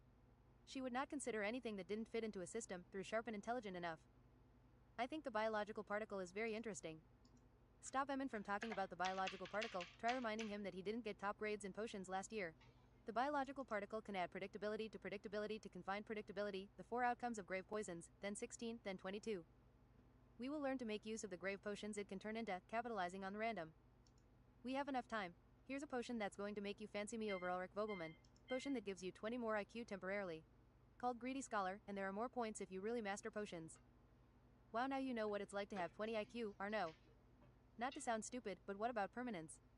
There's a legendary spell in Tier 13 ridiculous magic that makes you smarter through calories and temporary sanity loss, James. Try your best and good luck, Sonny. Indeed, he needed his top possible grade, outrageous outstanding in potions and a legendary item to apply to this few student class. There was a black and white goth-like maid with hollow stare into distraction, raven on his shoulder. Elderly wizard with 5-star beard that looked smart, necromancer looking elite robes with black shoulder skulls. There was a wizard concerned with turning meat pies into gold. Ardent mithril scales from a magical metal mithril dragon and the extinct steel centaur. We have enough metal sheets in the magical storage. I already have it, it was sprawled but I didn't kill the dragon. Voice knowledge kills a mithril dragon, said Teacher Gar, demanding too much and the most of him. He had bent wizard hat with a clan sigil. Merlin class wizard ardent and with such long beard and sausage mustaches down, mixing it was 75 centimeters into his beard. He looked elite like lethal. I wonder if thing would be different had he no beard nor sausage mustache. You need reanimation 10 through healing at final class, or nowadays we just restore the scales into a mithril malicious sphere ourselves, it's a one-time thing. The elderly wizard blasted the hovering scales with power. It violently changed, purified. With spiritual like magic, half healing, you must keep connection with the sphere, keep it with you. It whispers to the smart like faint potential. Yes, it will start the transform when given sanity, keep the connection with life force and magical healing like the shaman druids do. You can't overdo it, you'll turn lost. If you succeed today, students expect to gain 4 IQ per year, that's 40 in 10 years. James practiced the shaman healing technique. It required brains like reading about quantum physics, like it could be explained longer. Let's try it thus. Blast on. James did everything genius properly, understanding like he was a leg up in every unknown science. Afterwards he was exhausted like he had tried some new experimental medicine. Navigating with less sanity took time. I want to deep free your raven snort, James said. Kidding maybe. Very good, James. Ho ho, eat a protein bar. Conspiracy theories seemed likelier and all connected. The government was definitely fake and unnecessary. I'll do this before I go to sleep, my dreams will be insane. There's a new experimental spell that uses up muscle to make you smarter. What would you sacrifice for IQ? There's a spell that allows you to pull infinite food from a Babylon hamster. The infinity allows for more impossible things, like turning a copy into something real. What kind of food? A baguette, a French kind of bread. I don't believe you, too macabre. The wizard got upset and would bless his journeys to prove he was right. French white wine, whiskey and wheat. This tier 13 ridiculous There's magic more is stuff all I about expected. baguettes here than a His hamster bakery. was coughing cutely. Look, said the masterful wizard and pulled a bottomless bread. Maybe there's a limit to the infinite cheeks. Has anyone ever tried to scientifically discover the limit? I've seen a guy put a Mumsford piano he was going to carry with him into his red-black hamster. The hamster looked upset, inflexible, honestly. I can envision people switching with the hamsters. Don't be presumptuous, they are infinite. Teleportation class thus. Greetings unhurt classmates. There was a wizard with insane eyes, white mustaches 1 meter to right and left. 1 meter beard like 3 thick arrows, bigger in the middle. Pagast the no unicorn horn rider, you wondered if he was sane and competent but enthralled, yet he quickly convinced you, turning you into the same high energy wavelength. Terribly useful teleportation is, it's all about mana costs, one student coined. I gave him an F. There is a worse grade than F? Said James. Yes, there is S for Schnauzer. There are many mythical grades for students dragging the bottom, said Pagast. There are some special incantations required for going different places, top students as you are, requiring all the smart classes. I love my job. Soon things will click like scything dollar grass. You will start to just teleport, most of them, with just thought and gesticulation. Never start doubting your ability to teleport just with thought, that's where you start going places like Florida. What's Florida? It's the worst state. Not even Satan visits Jacksonville. They say it's the way it is because Satan leaves it alone. At least the band Abiotic comes from Florida. They are not the same, it doesn't count. My friend banishes people to Jacksonville. We do not speak of it, answered Pagast. Go to another class. I don't care about this class, I'm just going to use vials to teleport. Pagast teleported behind him. With that attitude you will only learn scrapes.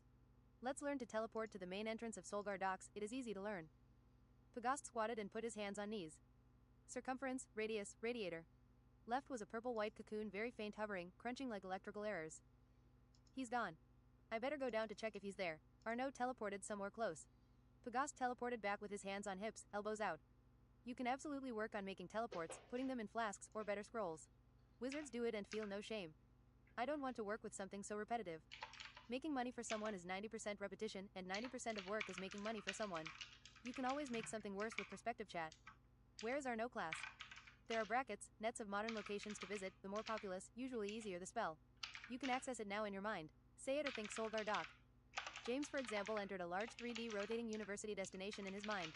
Population 8.400 connected to warrior orc nests, the multitude, elven archipelago inspirations and practical college university atoms.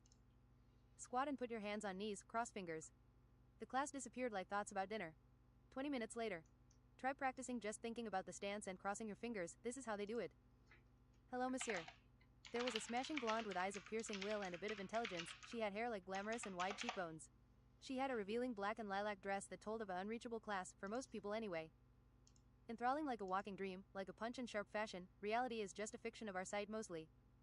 Welcome to our magical grand opulence. There is skill in your voice I can see. She seemed interested in him like generosity. James knew just what to do unfairly and handsome. You're striking in.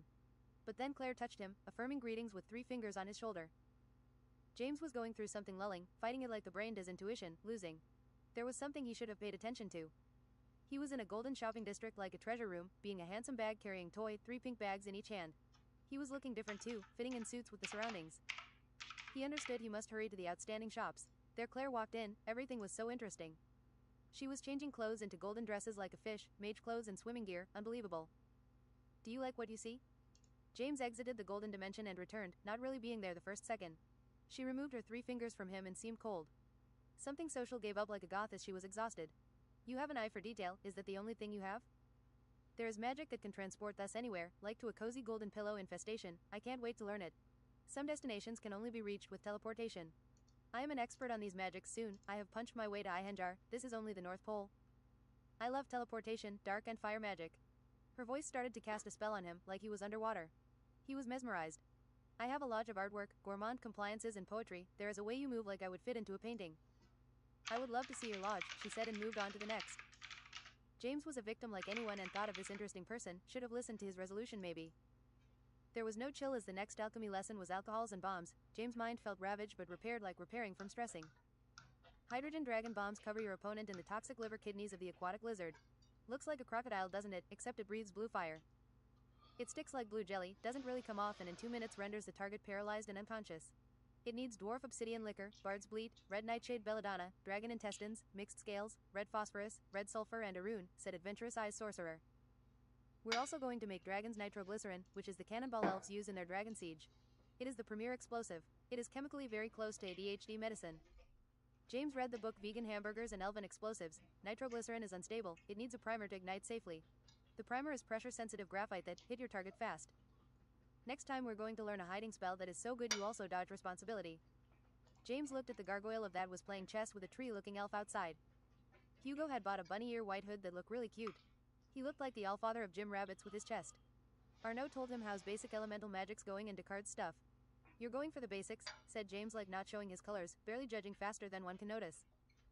I'm going for highest grade in everything. I'm learning faster than a millionaire's job cutting grass. I have to learn the basics. I was never allowed to learn magic where I'm from. I'm deformed, half gargoyle, half fiend. Looking stupid was enough.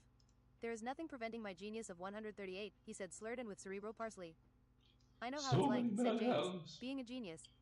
He had gray muscles formidable, despite being deformed, a jaw that was rounded and girthy, half his face was his jaw, white eyes. Different gargoyles are made from different stones, magnesium, copper and calcium, so if I eat it can restore my stabbing resistance. Crushing weapons are stronger, maybe I should get a chainmail hee. My aunt is a bodybuilder nun, she would squash all in my grand suffering, but I do not dare allow her. Father is a marble gargoyle, smooth with red eyes. Don't hold your enemies stepping on deer. In the university top tower there's a portrait portal that teleports you anywhere, well to a random location on Ihenjar. Enter magical history. James sat down with wizards and creatures of every kind of ear, nose and cheekbone. The first dwarf was Magellan Blackbane. He was short, shorter than dodging in agility with a flat head and cloven black beard that was long enough to go to his knees then braided into the 2 cloven beards back again, in circles. Didn't have shorter legs to arms, his warhammer was like a kingly smith's hammer and hair thus forever baldening since 35 but he lived on and on egregiously. Always adaptable for new things, new ideas, new people, new investments, gold and clover, 400 years his line could live, blessed with natural long life, top strength and endurance, quicker when you had to run away from tall, shadowy onlookers. Fate looking out for them, natural resilience, strength of men, speed of sprinters. The line of Magellan spread and conquered, they were energetic and always in surprisingly good health no matter the meat and meat, resistant. For they were resilient like there was no saturated fat, they could beat the meaty diet and die from another reason. Dwarves befriended the continent and animals and sometimes didn't actually build underground. Black dwarves settled in desert thought to be mostly extinct, they were known for their trade in universities. They always had black hair and white irises, gray skin that felt like scorched leather and used spells and runes to tame the deserts. They made ships that magically conquered and glid on the sand and over sand dunes said to go through impossibly to the land of the dead and into time where enemy ships were near. Some ships were cursed and always won the battles but they could never claim their treasure says the legend, like a hyena spilling bones. One guess is that they would not be able to continue existing. They had ballista and war machines on deck and under, mechanical Greek giant arms, on the ship, and chemical fire. The first enemy of Blackbane is said to be the necromancer Dragrundra. She had conquered the first colony of dwarves painfully, dark magic and had to be defeated by Magellan himself. She summoned an army of the dead near infinite, he could not get through the speed of the summoning cowardly. Every summoning skill exhausts, has at least a temporary limit. He had to patiently deal with every single undead, but she ran away still when possible with agile, annoying, evil steps. Cornered Dragrundra could only shoot javelins but the shield of Magellan were thick and round. She had daggers and swords she threw like flurry, a knife for everyone.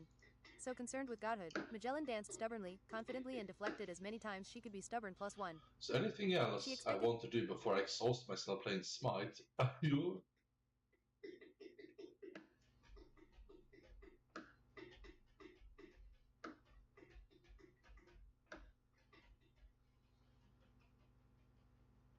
She expected him to block with his narrow weapons, but not every knife surely. In the end, she only had her words against Magellan and was smashed into an ingot and sold for 750 quid. Everyone knows it was 750 quid. Deeds, actions beat words here. Magellan had the patience to make a kingdom and protect it. The children of Magellan were Marcus, Manly Mark, Mandrake and Mirthana. It is said you can still see the lineage of Magellan in the potato shape of their noses, speech and frisk obvious longevity. You don't know unless they are older than 150 through. Who knows, they could be sat on by an ogre. The dwarves mined and delved, masons built cities in mountains and under. Blessed craftsmanship, fletching and smithing. Fate weave May shooting star gleamed in their halls, adamant floor, mithril roof and on the battlefield like extra-colored impressionism. Dwarves are friends of the smallest rodents like hamsters and the largest capybaras. Mount different beasts rather than horses, worst case smaller horses, so much to choose from. There is said to be new stronger generations of dwarves every few hundred years. If they are not slain in war or sicknesses targeted to dwarves, eventually they will be stronger than elves. Not everyone has been tolerant of dwarves, just like some women have length standards. They have fought to survive and just to be who they are. The second enemy of dwarves were the elves in the first age of dwarves counting. They thought they could capitalize on the dwarves when they were small, easy prey, resourceful plunder.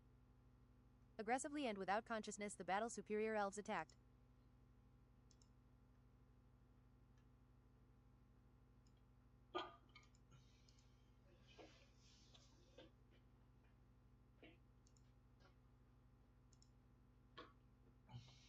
Alright, that's enough of that. That was like 80 minutes.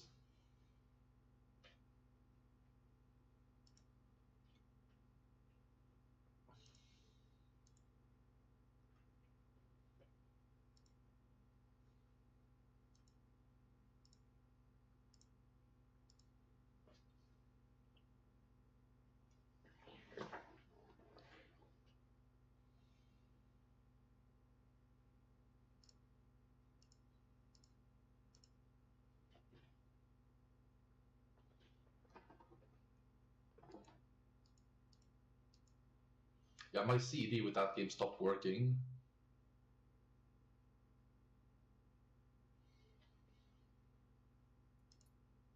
Changing category and title.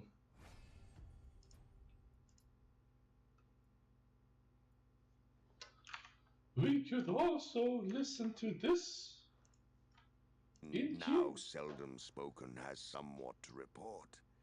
If these old tales speak true that have come down from father to son in the house of Eol, then the door under the Wimmelberg leads to a secret way that goes beneath the mountain to some forgotten end.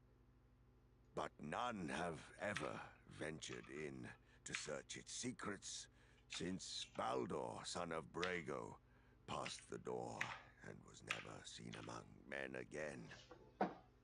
A rash vow, he spoke, as he drained the horn at that feast which Brago made to hallow new-built Medusel, and he came never to the high seat of which he was the heir. Folk say that dead men out of the dark years guard the way and will suffer no living man to come to their hidden halls.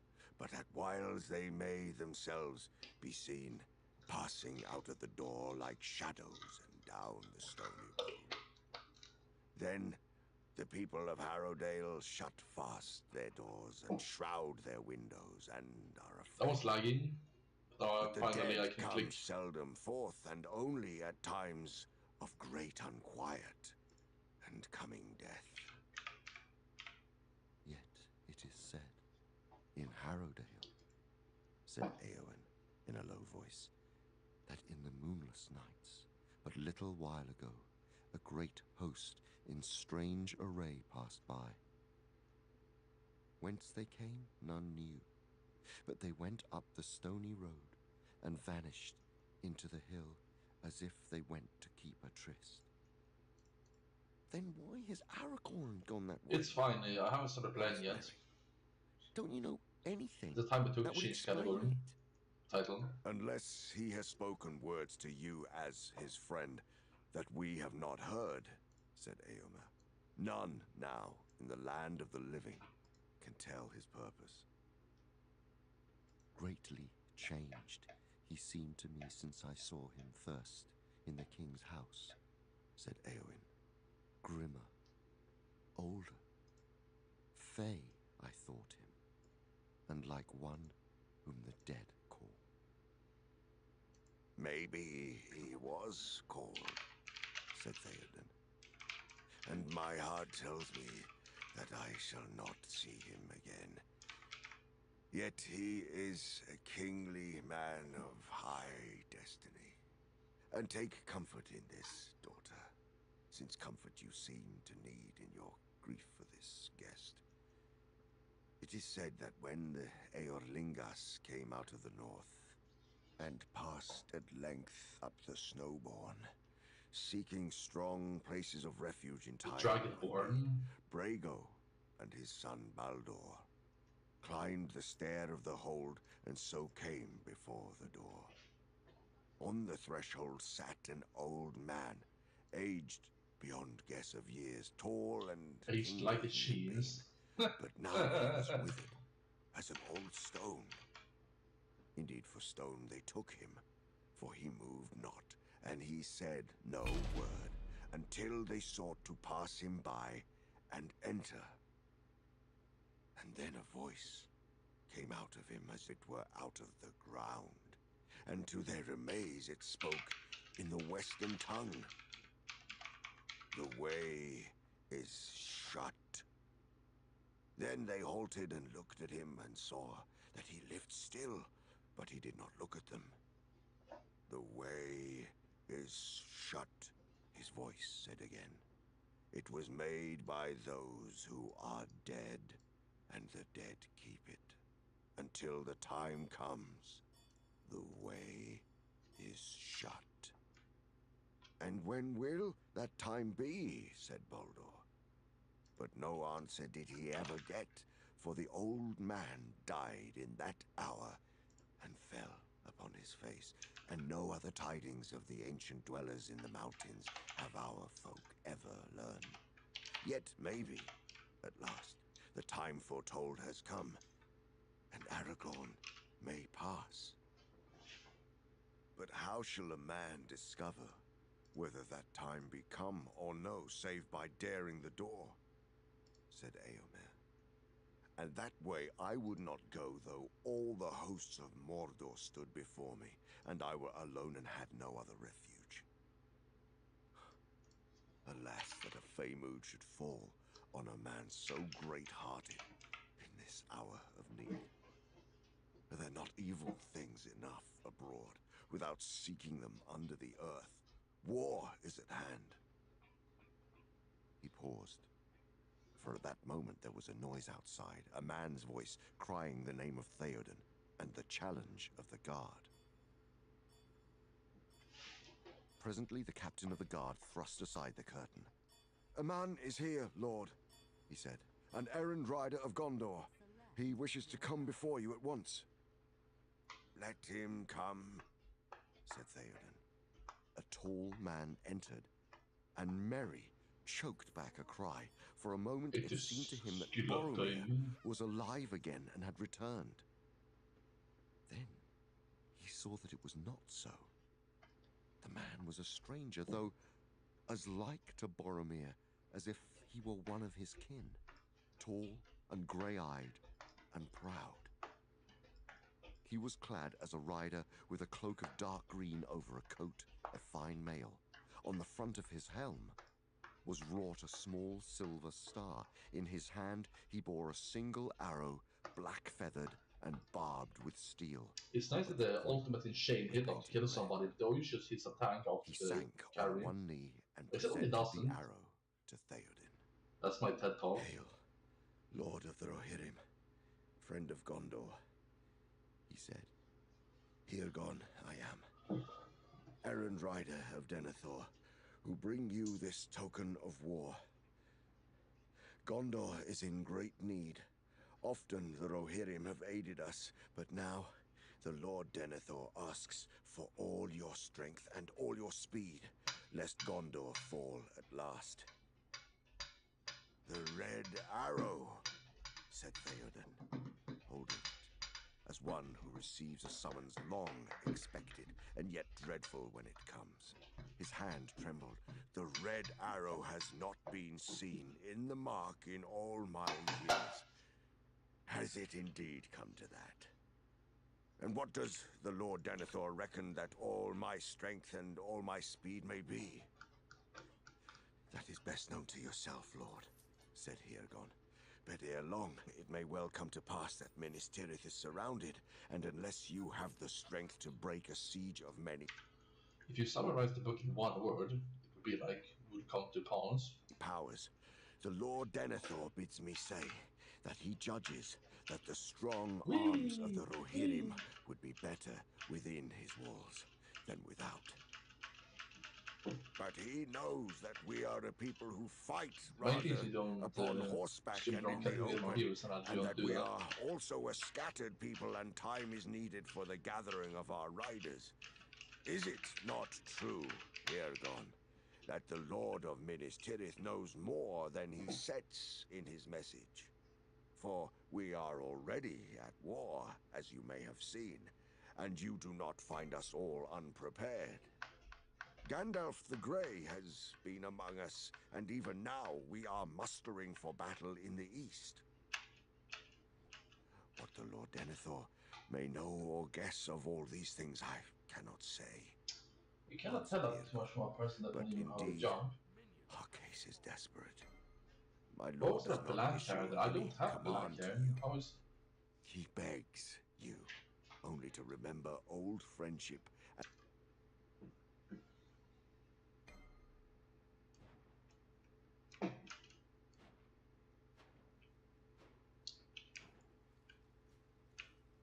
Vloggen.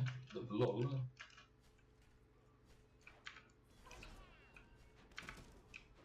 Perfect.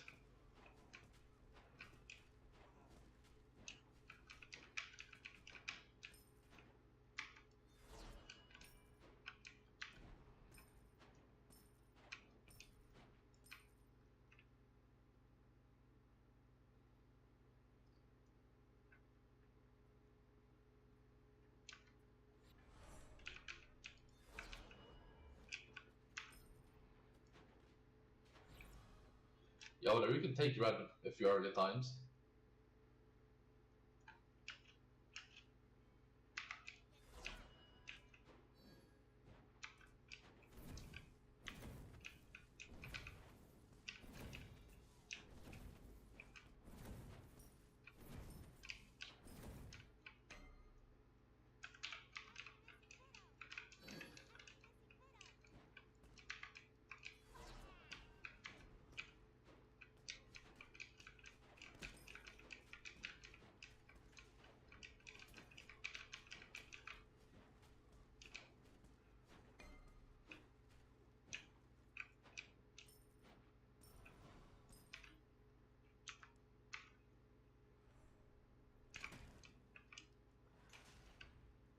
What? Someone cleared that?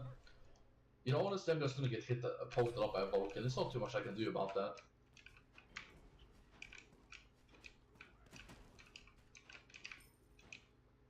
Eventually it's gonna hit me with something.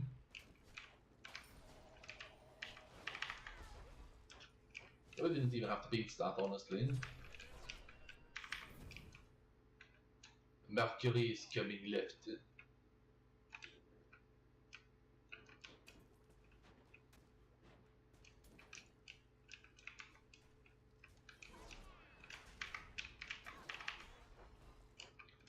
I'm just gonna chill, you know. If worst case, take a little bit of poke. I'm focused on something wiser and greater. More ultimates.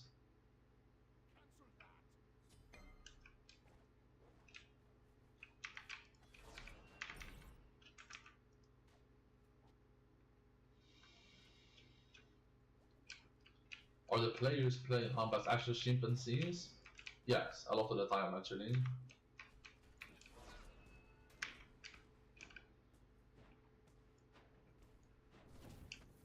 Amazing clear.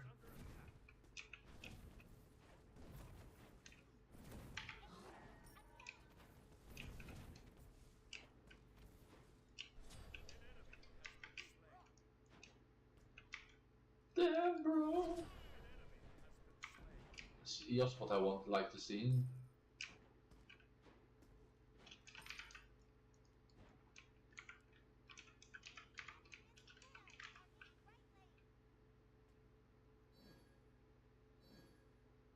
Kill the humlan.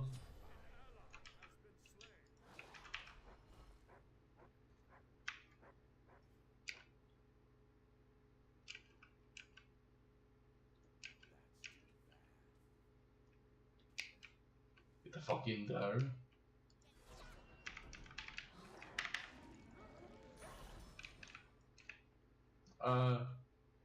Maybe he could have killed that guy. Take the blue.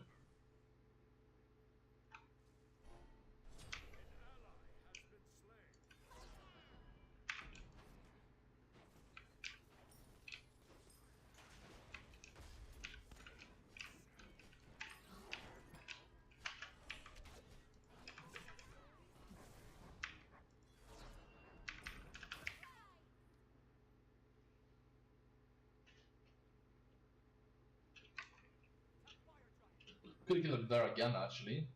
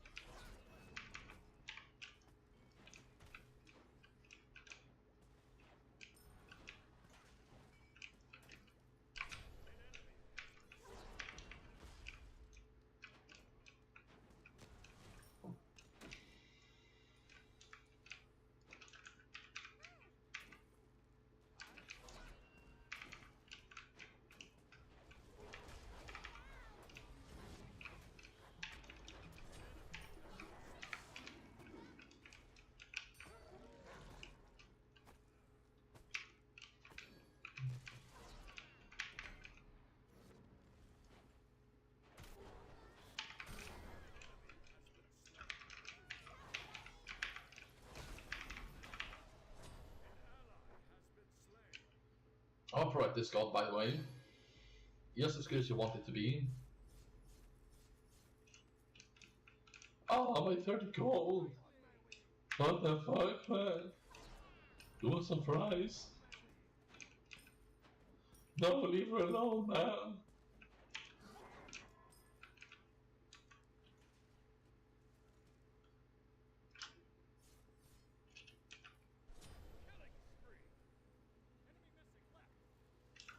You know, something's turned to memes in our head inadvertently, against our will, like, that's not her door, but YouTube poop about Monsters Incorporated. You keep thinking, this is so funny, but nobody understands it. They don't know the context. They don't know they haven't seen it. Oh, look at that GP. I will mid.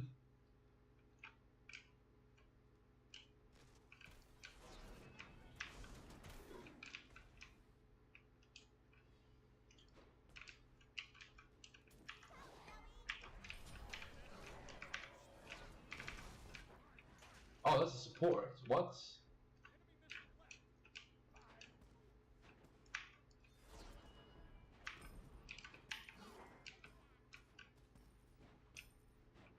Zero one should always hit minions, multi. Should buff the board, level 2 again.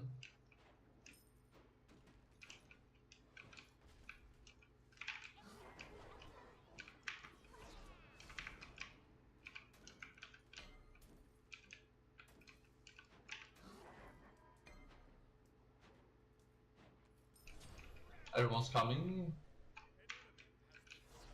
I don't want to clear this wave though.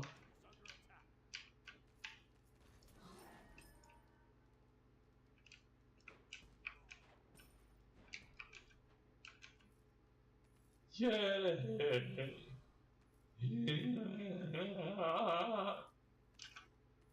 Ooh. Ooh.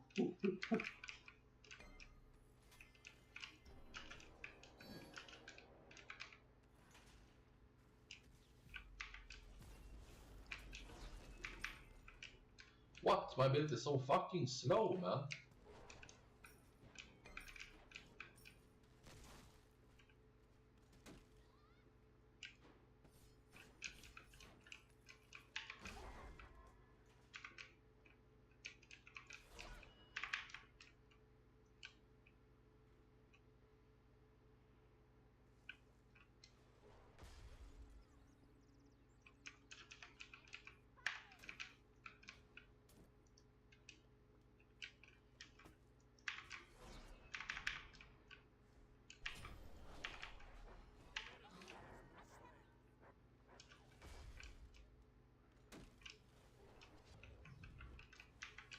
Oh shit, you got pulled into the tower, man. What the fuck?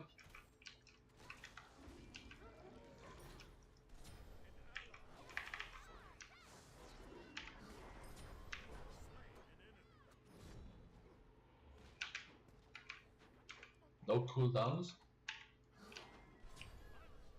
Put the fucking sick game into the wall. Great idea. Oh, it's that.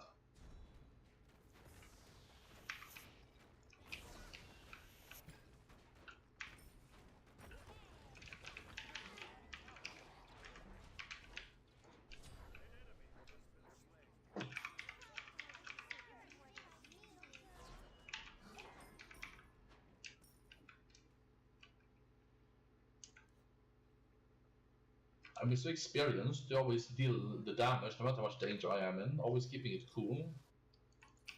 We can easily kind of actually absolutely push yourself super hard playing this god. Trying to push through with stress to hit everything. You don't do it anyway, you know, might as well not do it.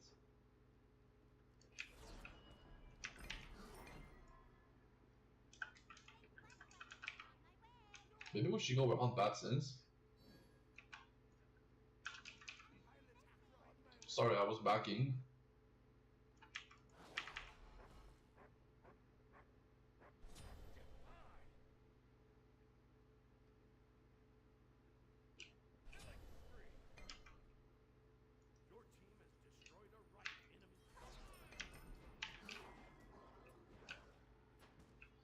Items are CDR, and damage.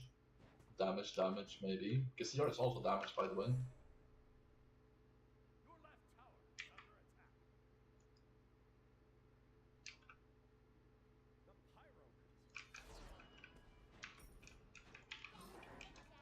Mercury's coming, right?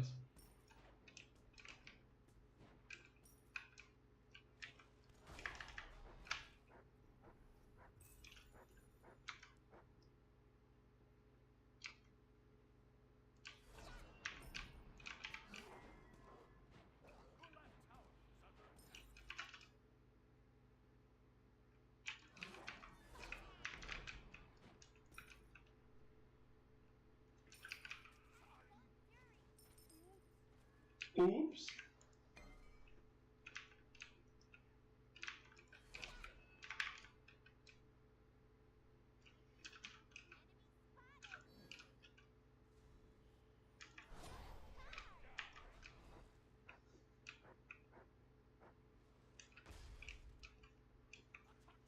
Just me and the boys killing people in their jungle.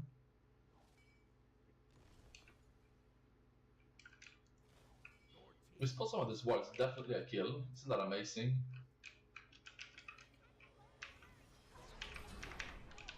It's killing him before I can do anything.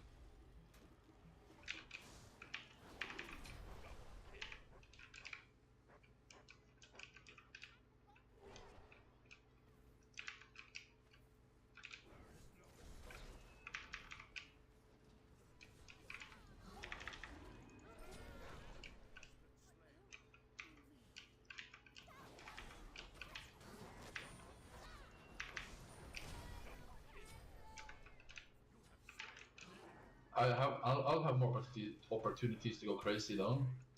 Towers first, then gold.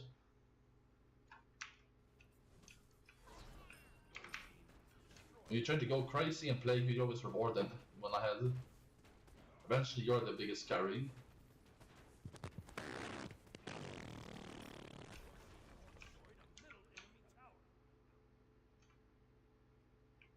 Retarded hunt bass, I want to say there in the mic.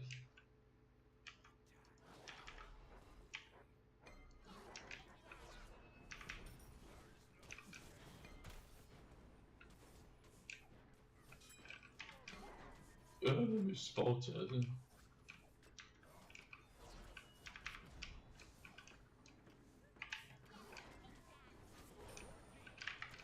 Ow! I did hear that with my sharp goat ears. Wait, what?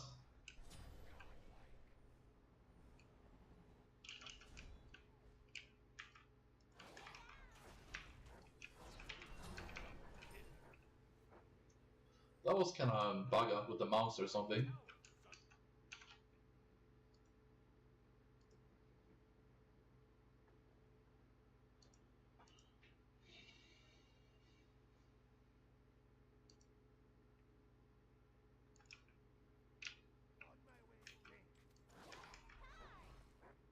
The 11k I had in 40 minutes, pretty fucking good. It's one of the best I've ever seen.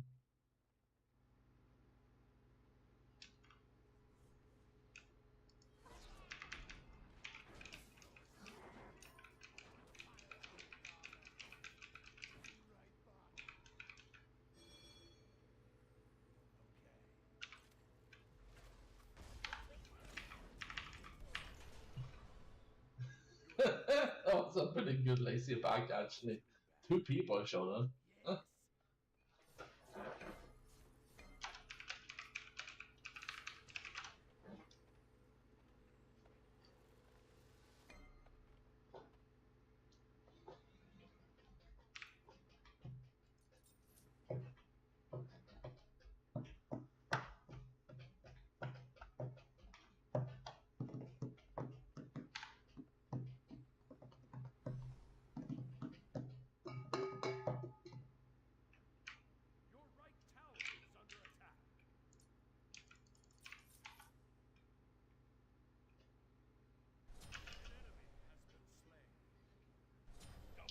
A really good city just walks up at people melee range and it goes like that.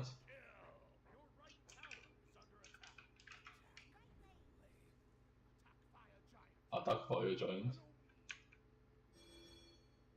Roll back. Aj, ja.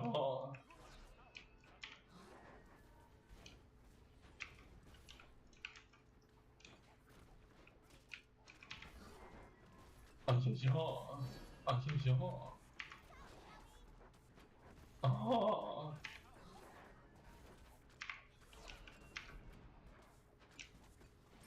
One HP left there.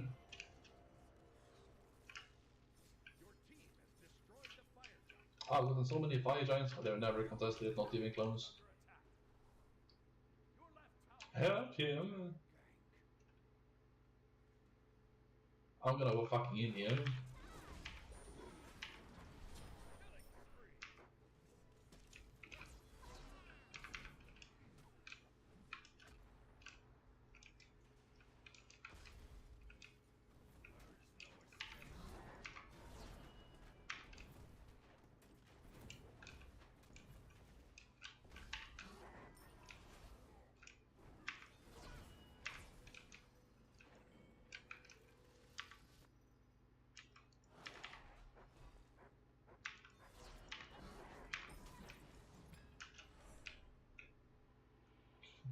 Clear outer jungle.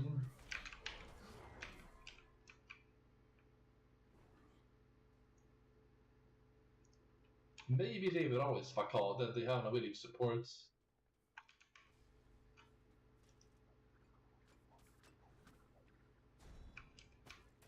Oh.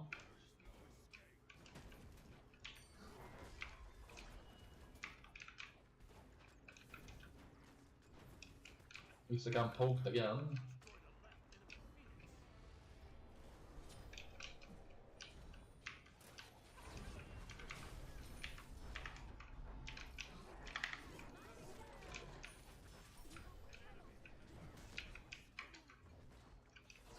Yeah, see, I told you.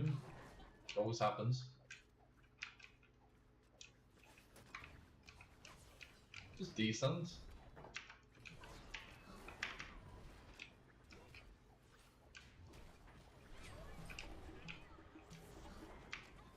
That was sick.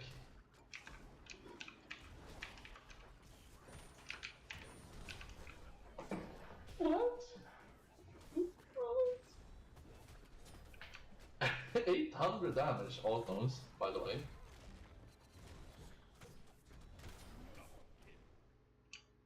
I wanna play Scylla again, that wasn't a good enough Scylla game. So we're not gonna get mid. Victory.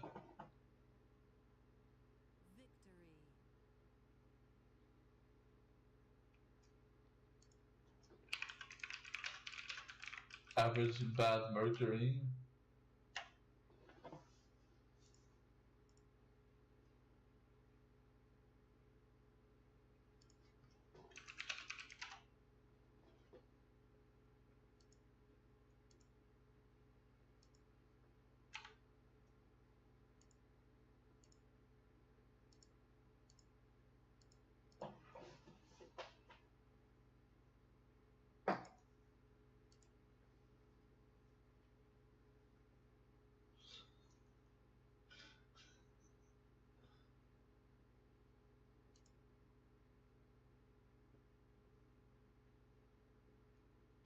I'm definitely gonna play this soundbands.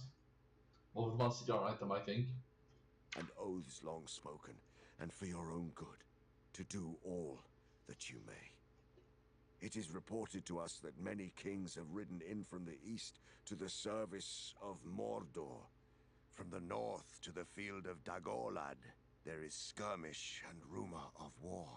In the south, the Haradrim are moving, and fear has fallen on all our coastlands, so that little help will It's come to us unfortunate better thence. scaling, or is it the same scaling as Make mages? haste, for it is before the walls of Minas Tirith that the doom of our time will be decided. And if the tide be not stemmed there, then it will flow over all the fair fields of Rohan, and even in this hold among the hills there shall be no refuge. Dark tidings, said Theoden. Yet not all unguessed. But say to Denethor that even if Rohan itself felt no peril, still we would come to his aid. But we have suffered much loss in our battles with Saruman the traitor, and we must still think of our frontier to the north and east, as his own tidings make clear.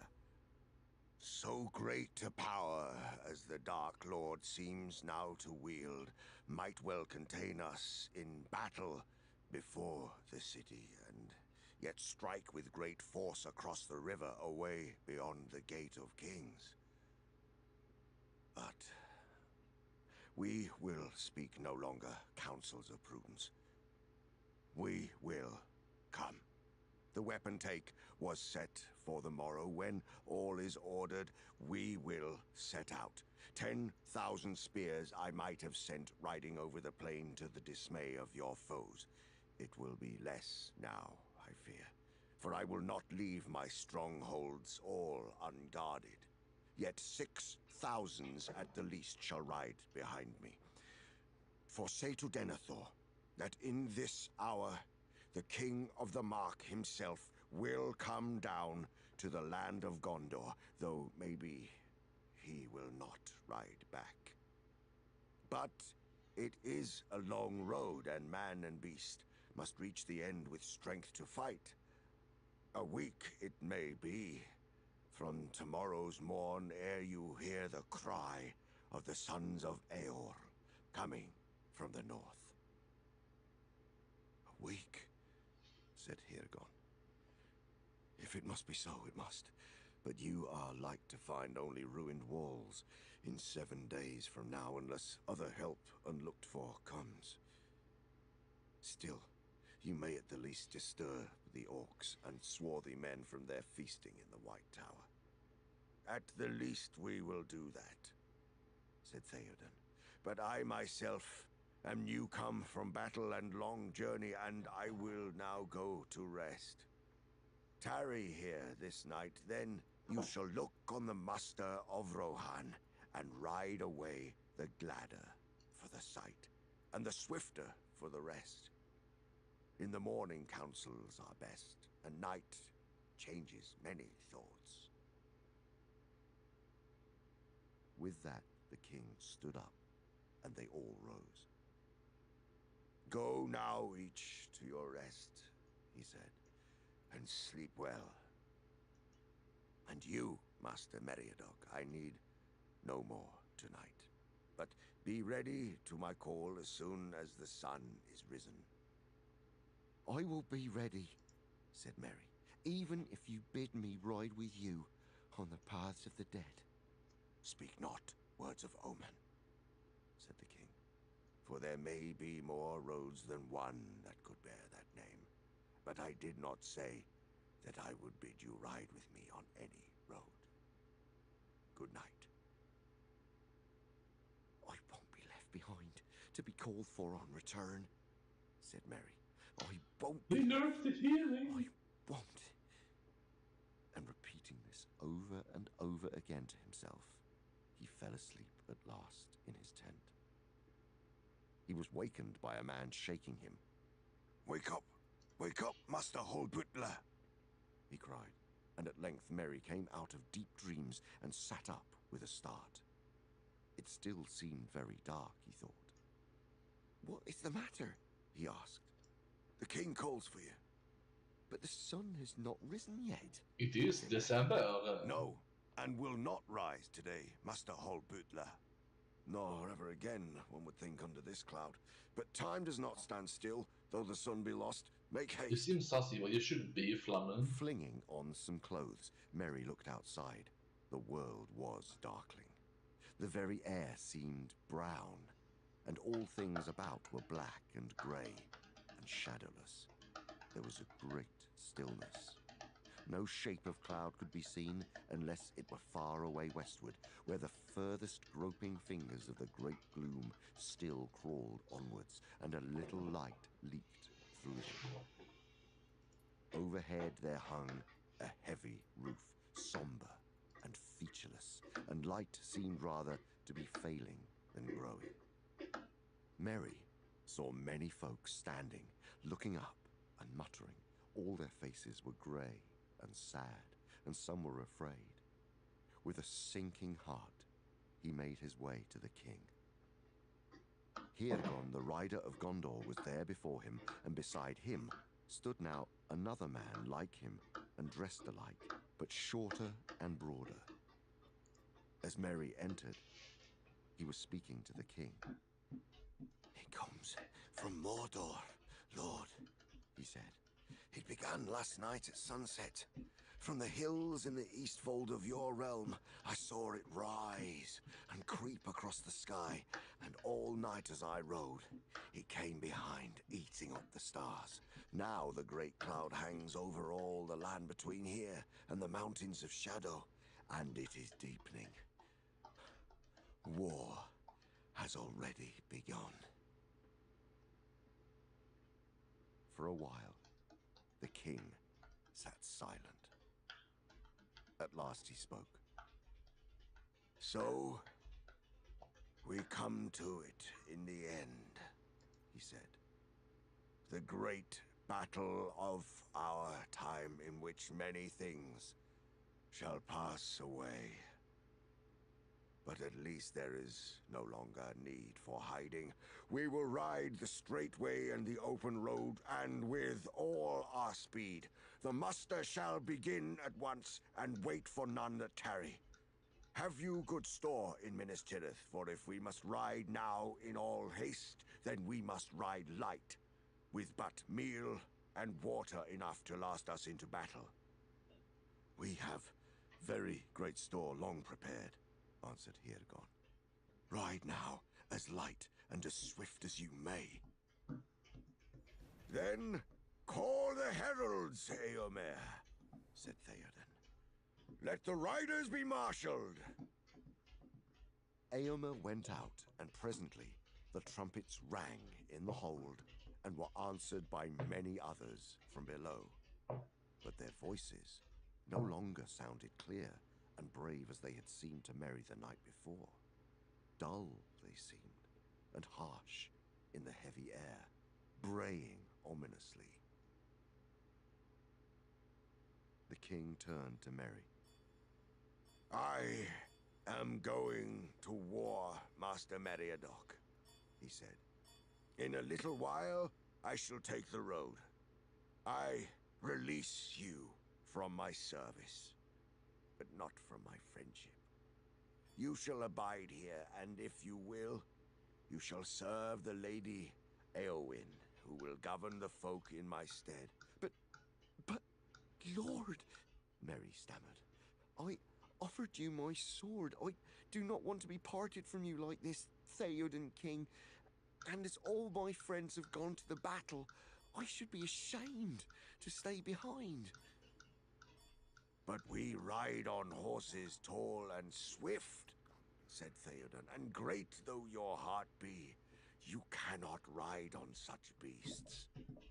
Then tie me onto the back of one, or let me hang on a stirrup or something, said Mary. It is a long way to run, but run I shall if I cannot ride, even if I wear my feet off and arrive weeks too late. Theoden smiled. Rather than that, I would bear you with me on Snowmane, he said. But At the least you shall ride with me to Edoras and look on Medusel, for that way I shall go. So far Stibber can bear you. The great race will not begin till we reach the plains. Then Eowyn rose up. Come now, Meriadoc, she said. I will show you the gear that I have prepared for you. They went out together. This request only did Aragorn make to me, said Eowyn, as they passed among the tents, that you should be armed for battle. I have granted it as I could, for my heart tells me that you will need such gear ere the end. Now she led Merry to a booth among the lodges of the King's Guard, and there an armorer brought out to her a small helm and a round shield and other gear. No mail have we to fit you, said Eowyn, nor any time for the forging of such a hauberk, but here is also a stout jerkin of leather, a belt, and a knife. A sword you have. Merry bowed, and the lady showed him the shield, which was like the shield that had been given to Gimli, and it bore on it the device of the white horse. Take all these things, she said, and bear them to good fortune. Farewell now, Master Meriadoc. Yet maybe we shall meet again, you and I. So it was that amid a gathering gloom, the King of the Mark made ready to lead all his riders on the eastward road. Hearts were heavy, and many quailed in the shadow.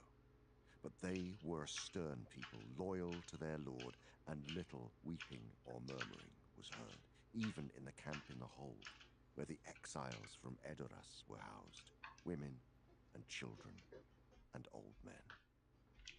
Doom hung over them, but they faced it silently. 2 swift hours passed, and now the king sat upon his white horse, glimmering in the half-light. Proud and tall he seemed, though the hair that flowed beneath his high helm was like snow, and many marveled at him, and took heart to see him unbent and unafraid. There, on the wide flats beside the noisy river, were marshalled in many companies, well nigh 50 hundreds of riders fully armed, and many hundreds of other men with spare horses lightly burdened. A single trumpet sounded. The king raised his hand, and then silently.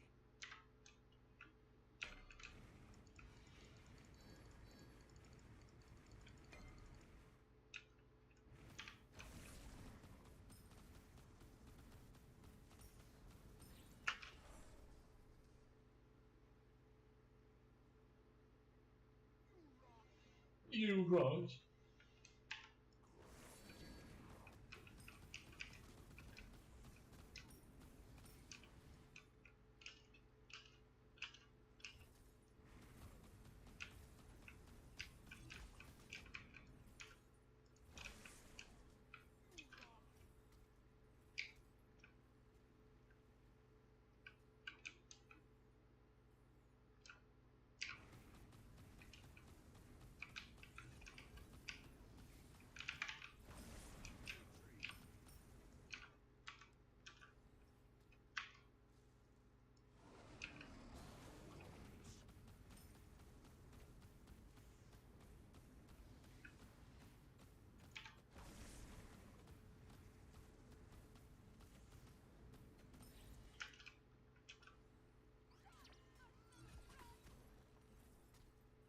Wow.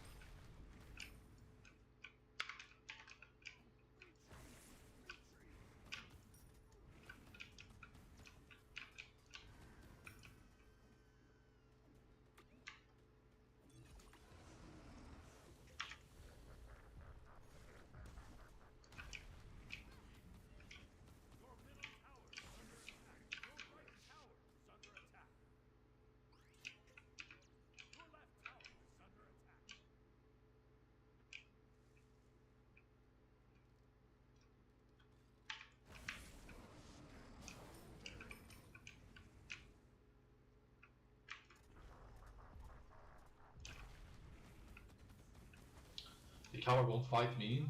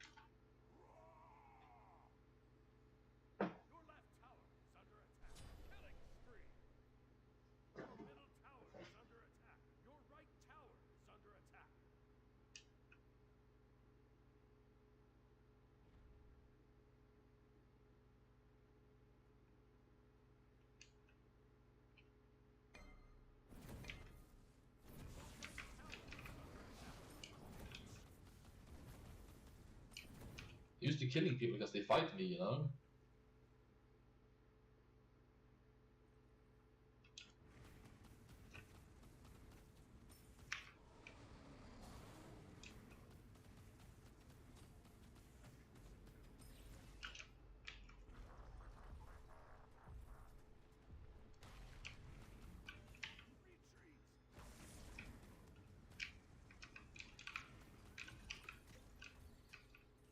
Look at that shit.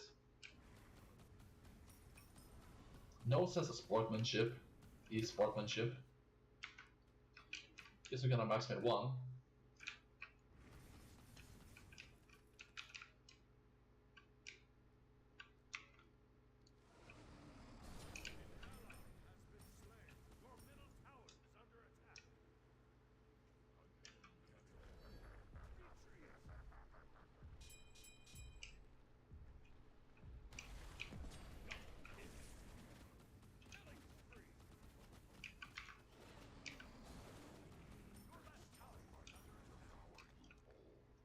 That's some good shit.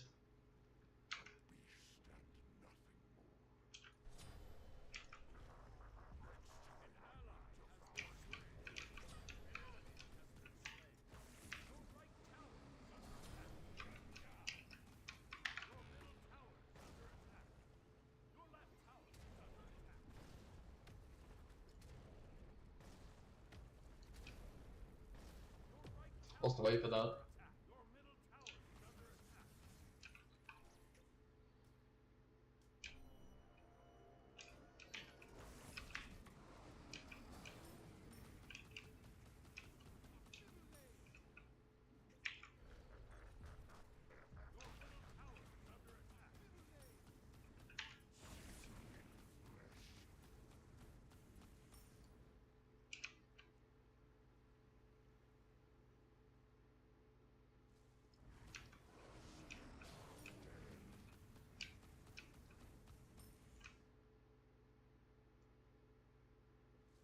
I guess they're kind of boosting attack speed by the 2.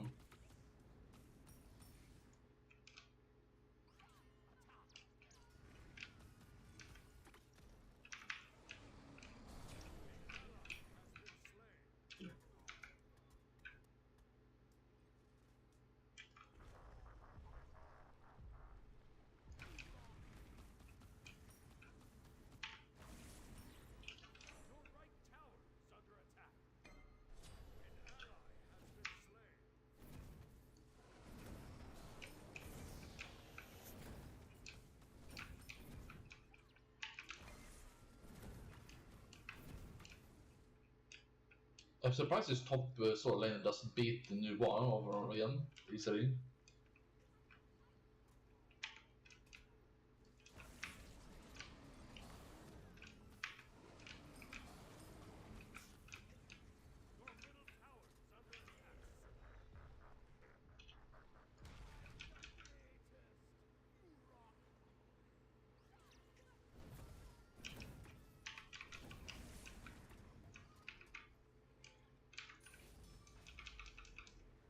Somebody coming?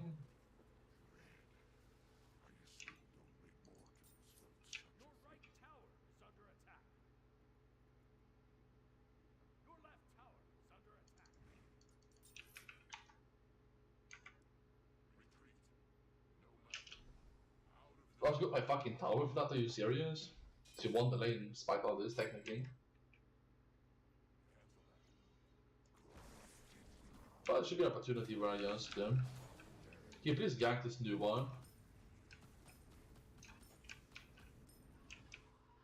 We're 2-11 by the way, 5k down, what the fuck? Guess this is a loss. Didn't chance to do anything.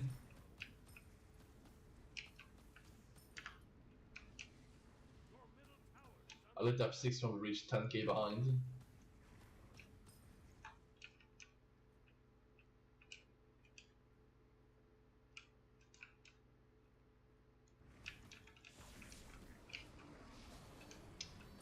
You guys get higher win rate the more games that don't surrender.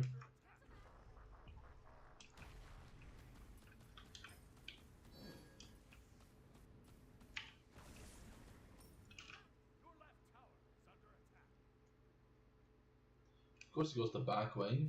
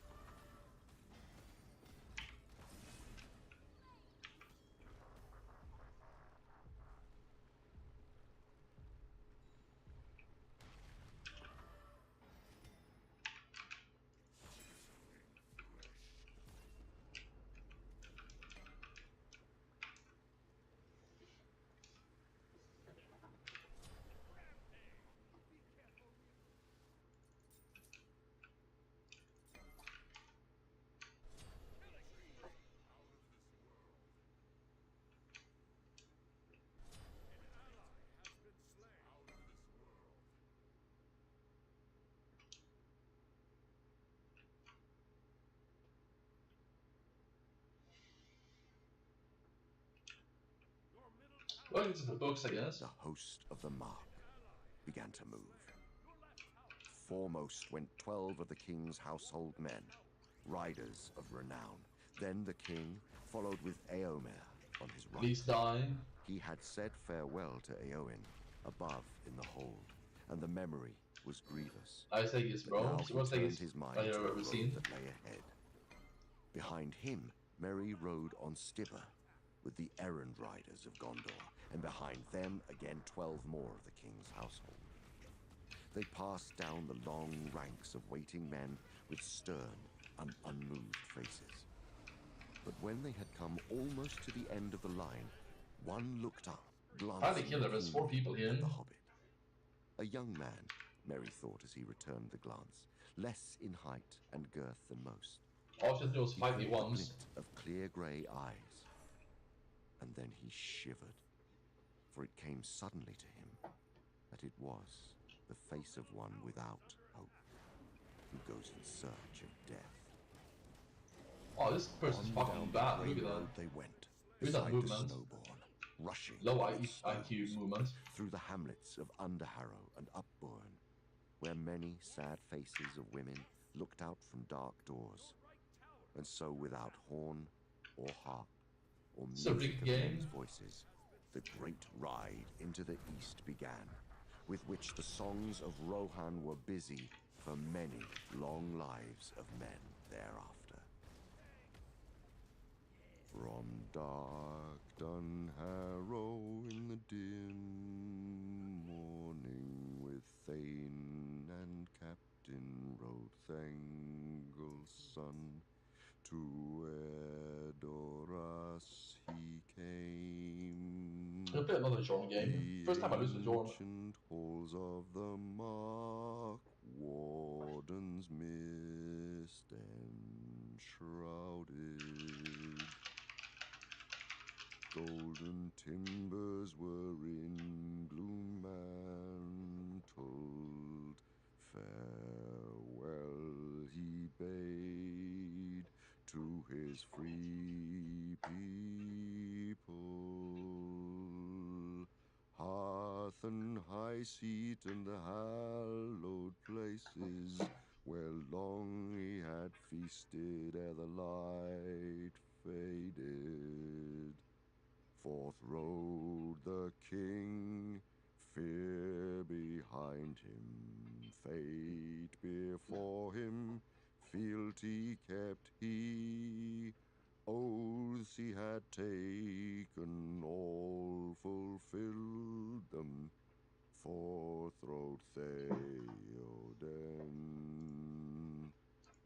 5 nights and days, east and onward rode the Eorlingas, through fold and fen march and the Firian wood. 6,000 spears to sun lending, Mundburg the mighty under Mindol. The team games suck when you can't rely on your team. You just lose. But the single-player games, the 1v1 games, just lose to cheese and broken things anyway. In the south, Always putting up with foe beleaguered, fire encircled, doom drove them on. Darkness took them, horse and horseman, hoof beats afar, sank into silence, so the songs tell us. It was indeed in deepening gloom that the king came to Edoras, although it was then but noon by the hour. There he halted only a short while, and strengthened his host by some 60 of riders that came late to the weapon take. Now having eaten, he made ready to set out again, and he wished his esquire a kindly farewell. But Merry begged for the last time not to be parted from him.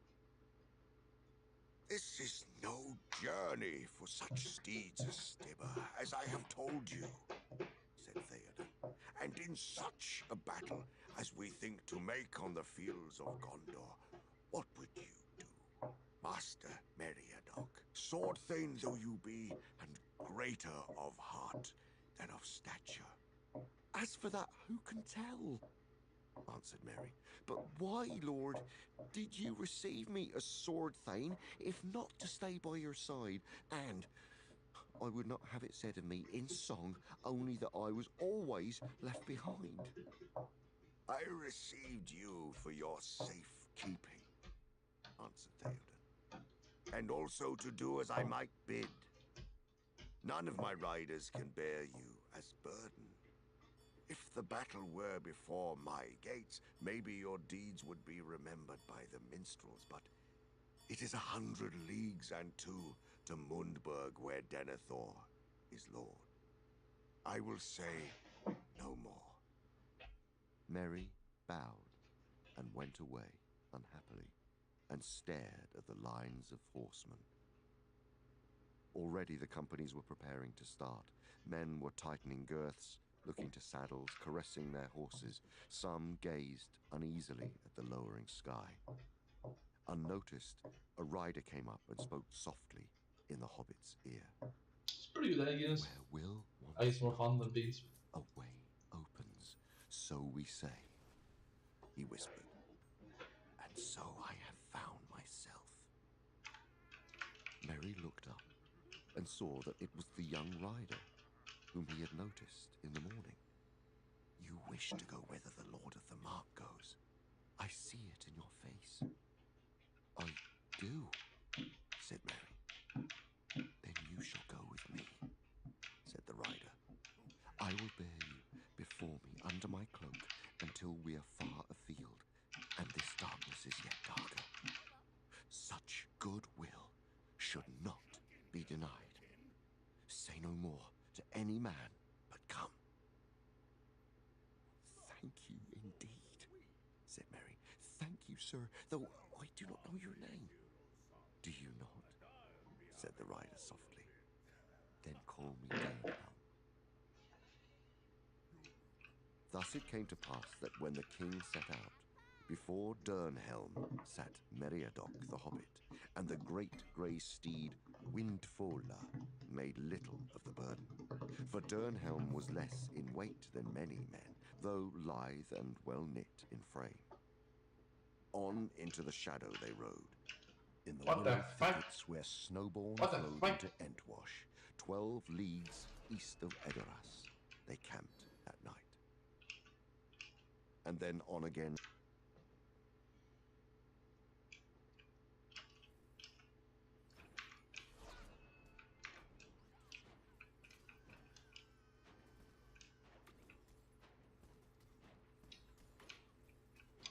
So I get more maximum damage if I just do this, right?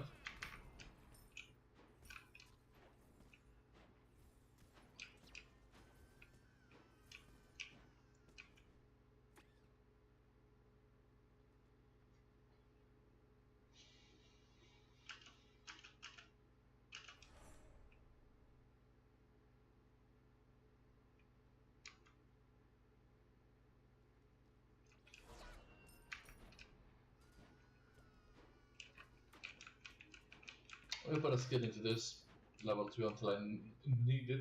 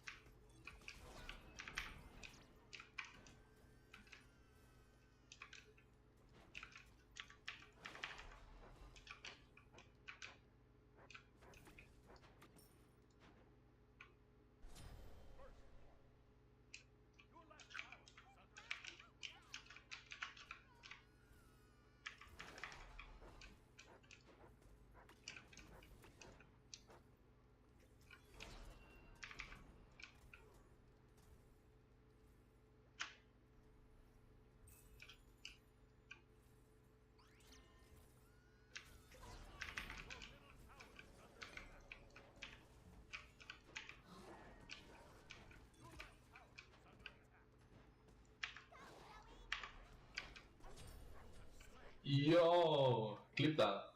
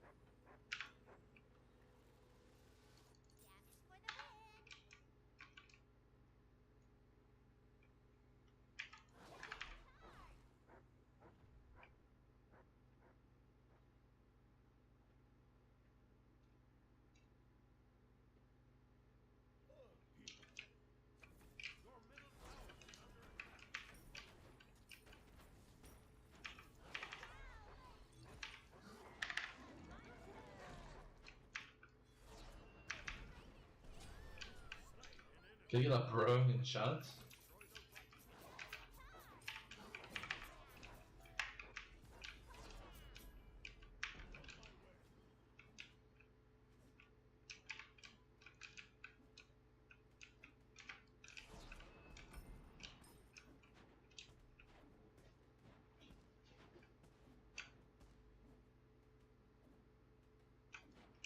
No man, this item. Definitely need the previous item then.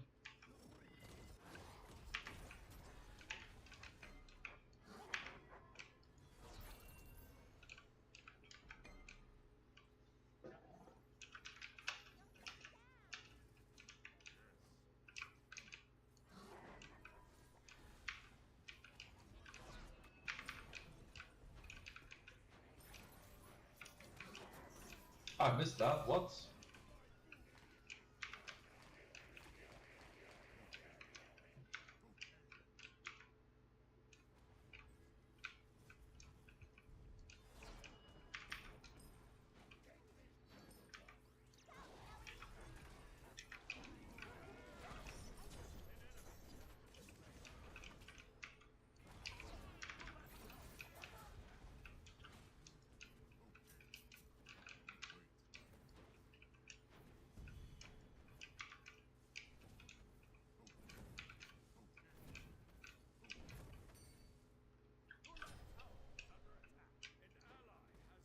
What the fuck?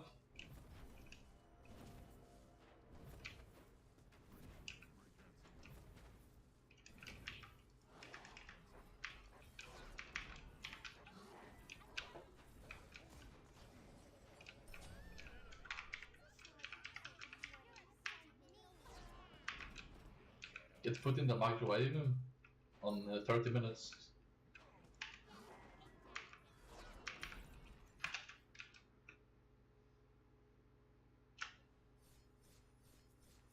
Bloop, bloop, bloop.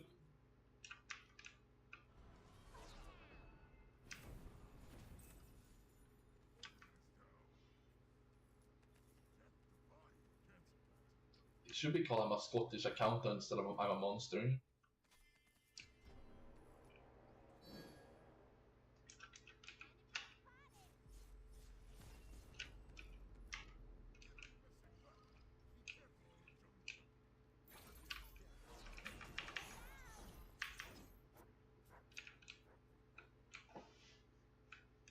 I'm Scottish. I can be a Celt. I'm so happy. I'm a woman at the same time. I love women.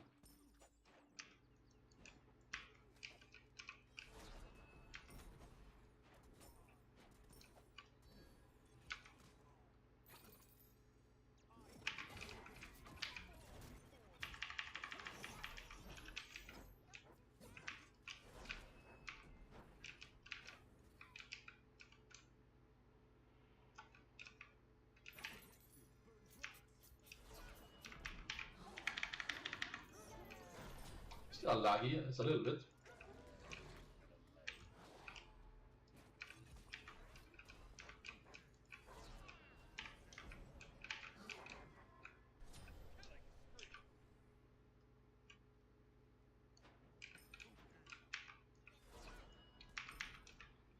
With a button to fart and more skins and gods, am I right? Am I wrong? There's been so stupid people audibly farting in this game.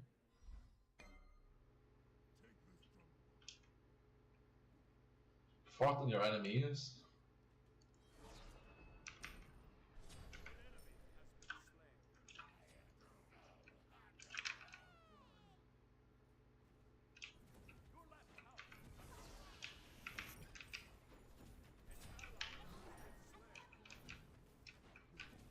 Gonna miss me out so I can get points and put points into it. Now it's just that I really want the cripple or area thing.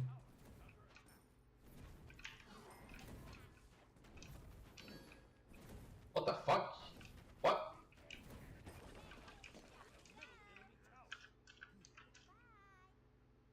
I'm gonna die.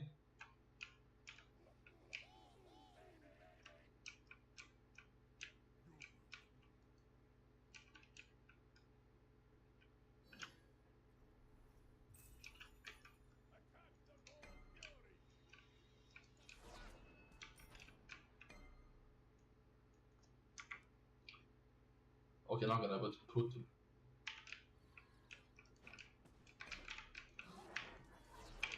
That was another mouse error.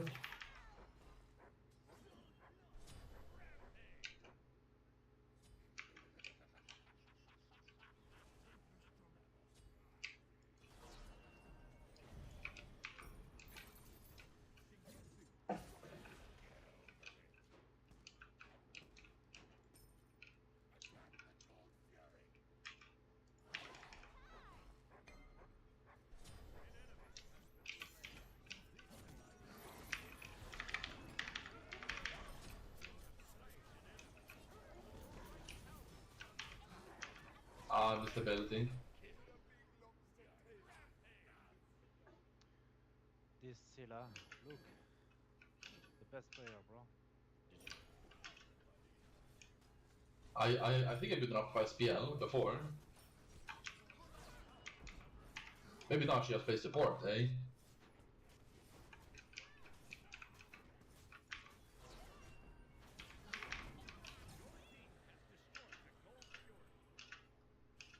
One free carry as always for my team. She actually has low damage.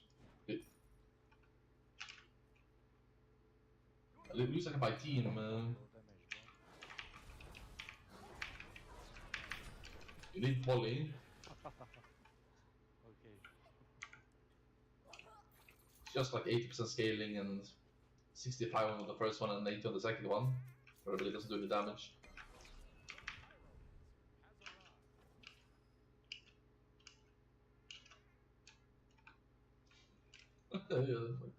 Eternal farting. Okay.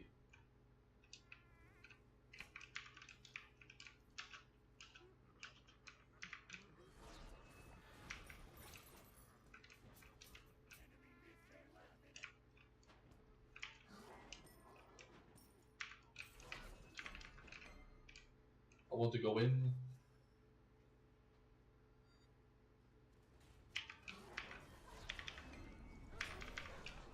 That was not the most bug there.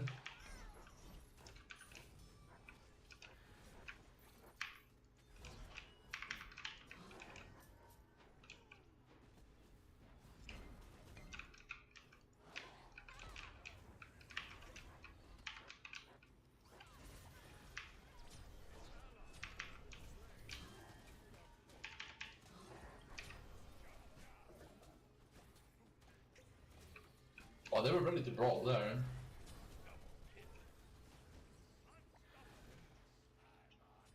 Go in and kill Capri.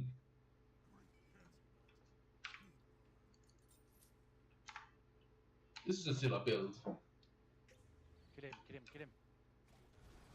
Oh, shit. I've a lot. Ah, bobbity.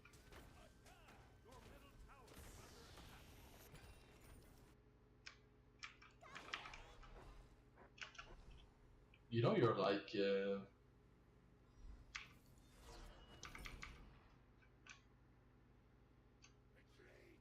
should see what I do late game. I'm a copy and paste kill machine. Bro, sorry. My English is very bad. I can try to listen you, but... Well, you said that, well. Very...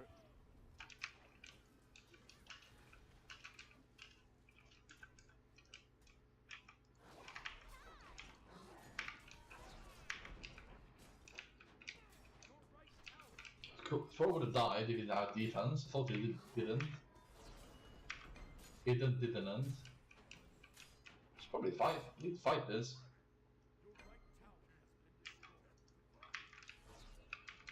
Alright, I'm fighting.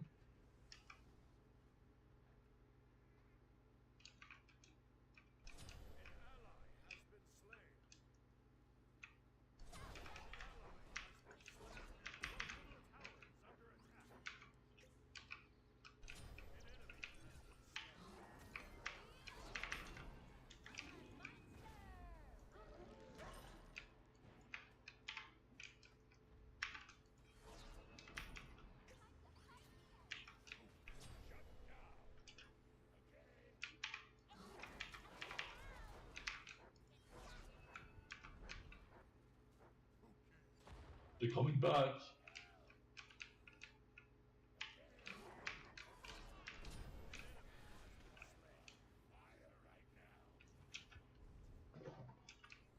There's something sussy about the new one.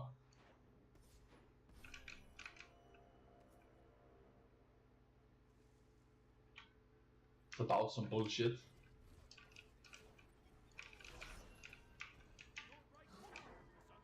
There are always 5, by the way. We need to be 5 people as well.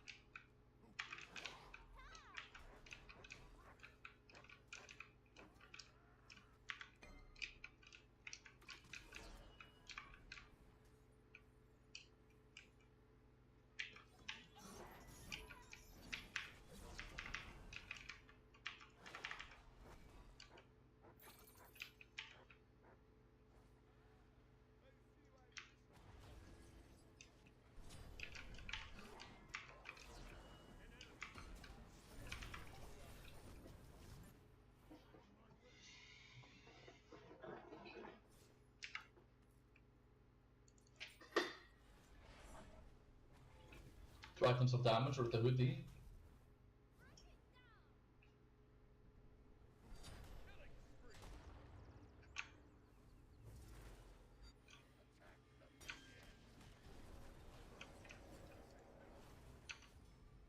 I like,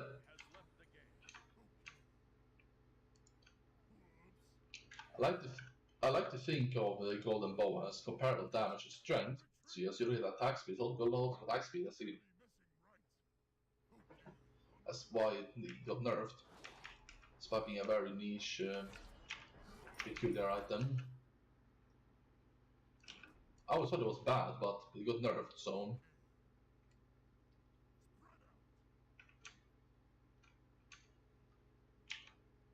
Still this new war again.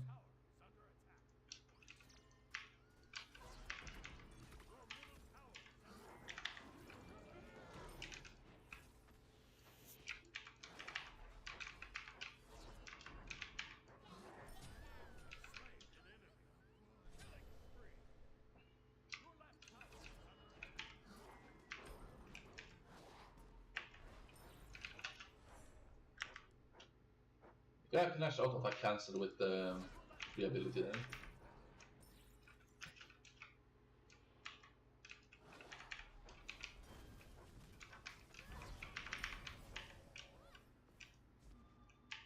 Well, I'm always low HP this game.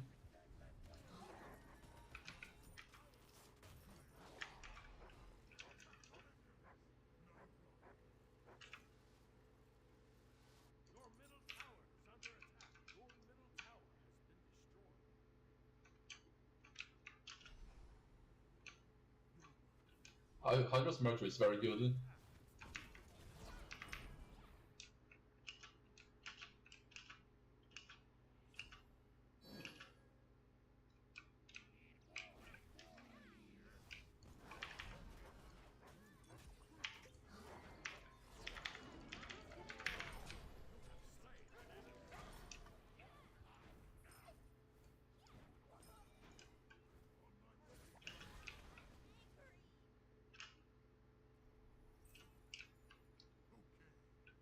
I have 4,000 hours since my 1.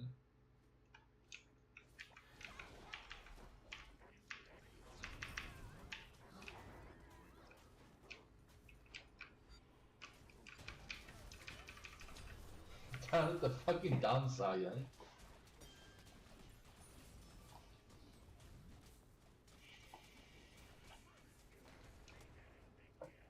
However, downside still feels like a joke. You kind of uncomfortable low damage gun.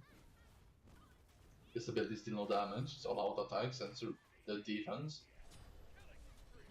I guess the 2 always gets another auto attack in though. Slower damage.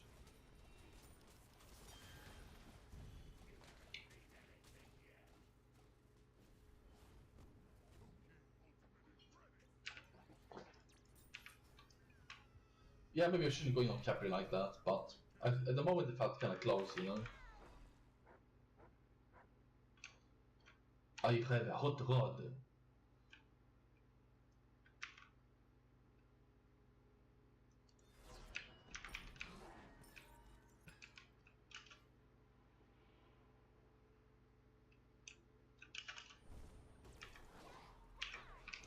Oh shit!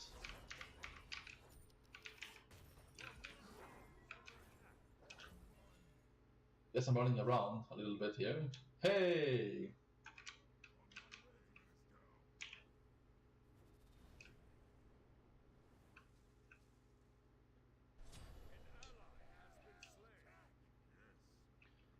Guys, please.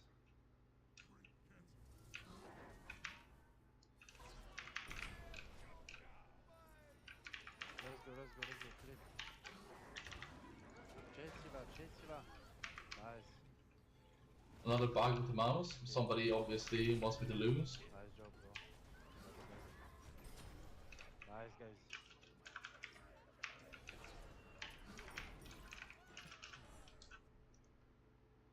Free fire. Cool, that's wholesome.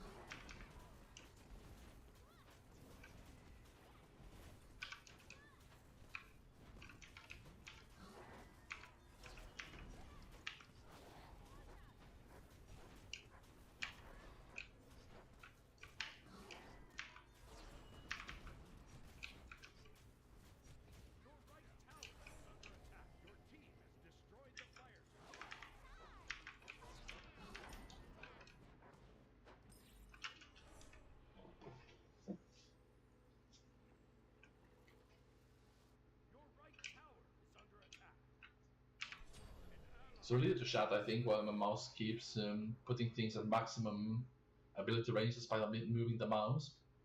It's a hack, it's a virus. It's been since 10 years as Might 1, by the way. Keep track of these things.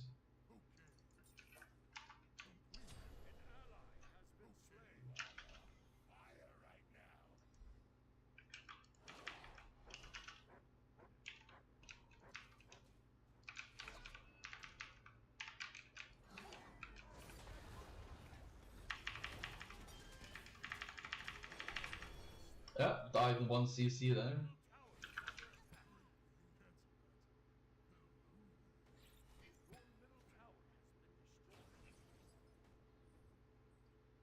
Yeah, come on guys, please. Let's continue this conversation.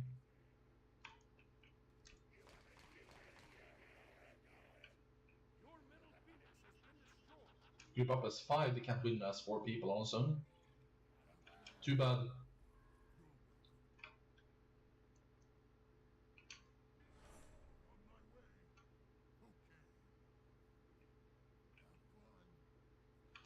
I died with full HP because of 1 CC.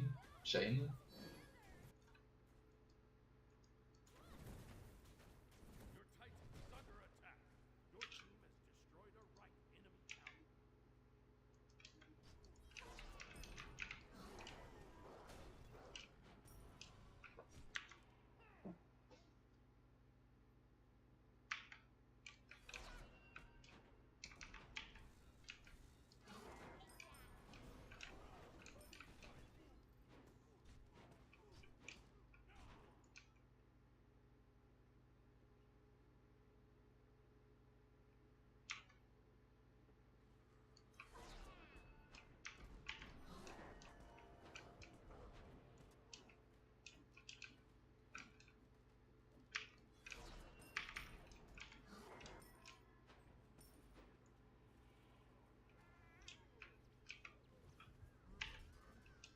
It's the bait, I need to go for him.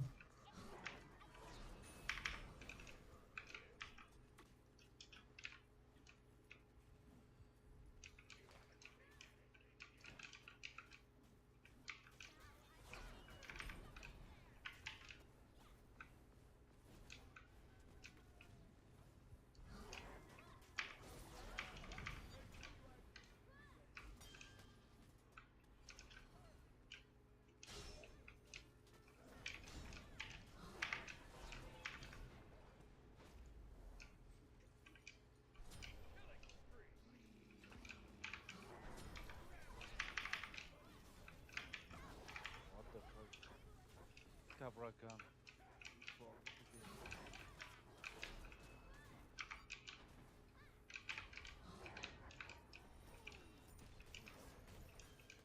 Putain, il troll ce fils de pute.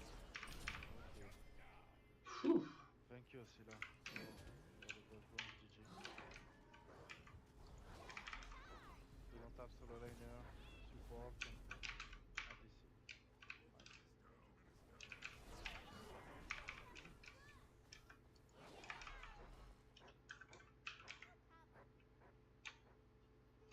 Perfect. A game for me to try hard carry. It's up to me, it seems.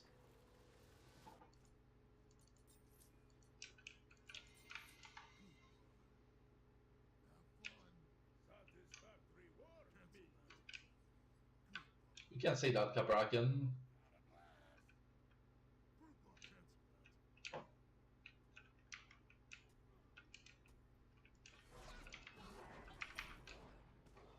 Everyone just plays well, we win. Stay as 5.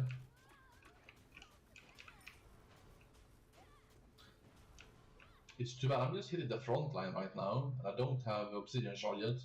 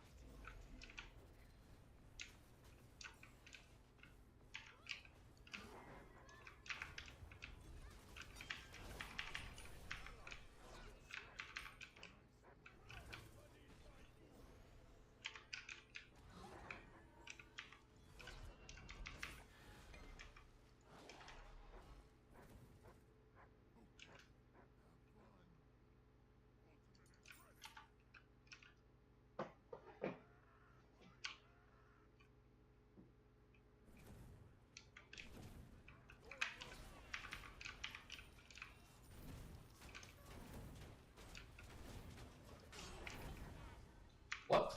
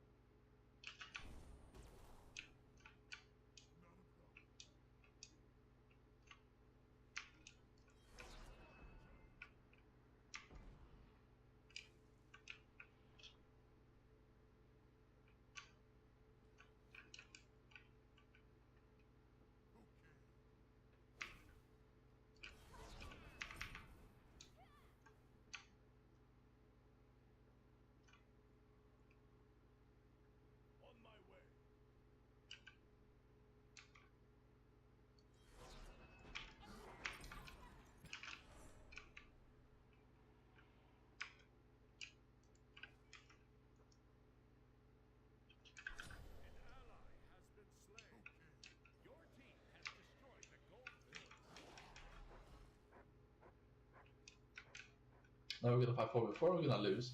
I can see it happening.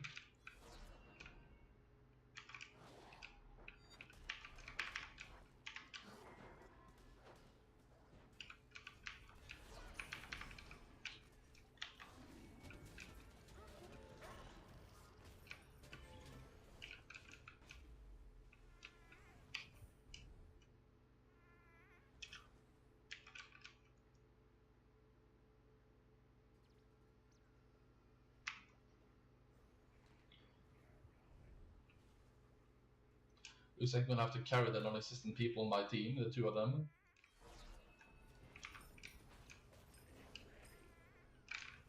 It's all up to me.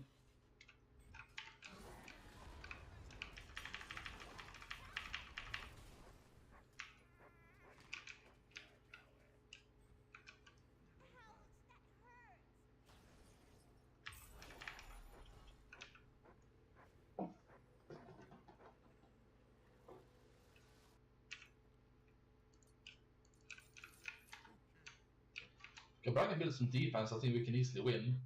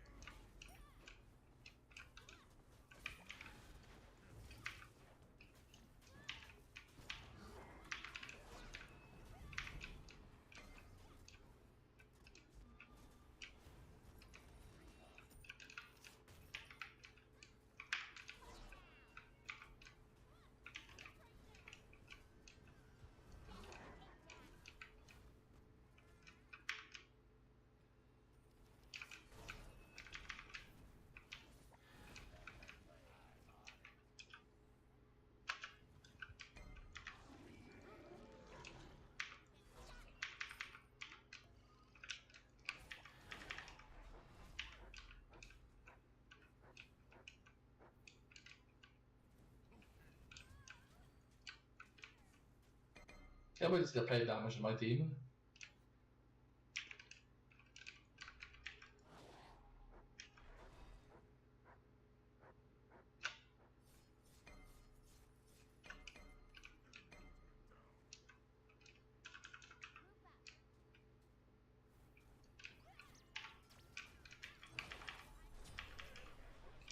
Look at that stupid damage.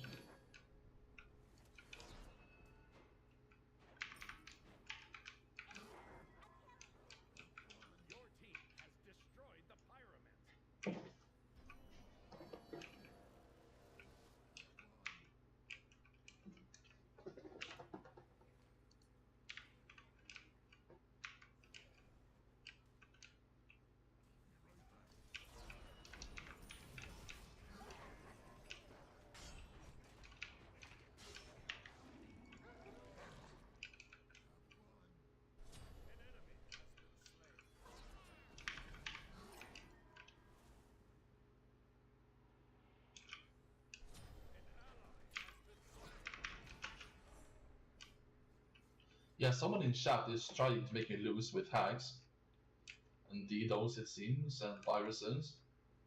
What the fuck?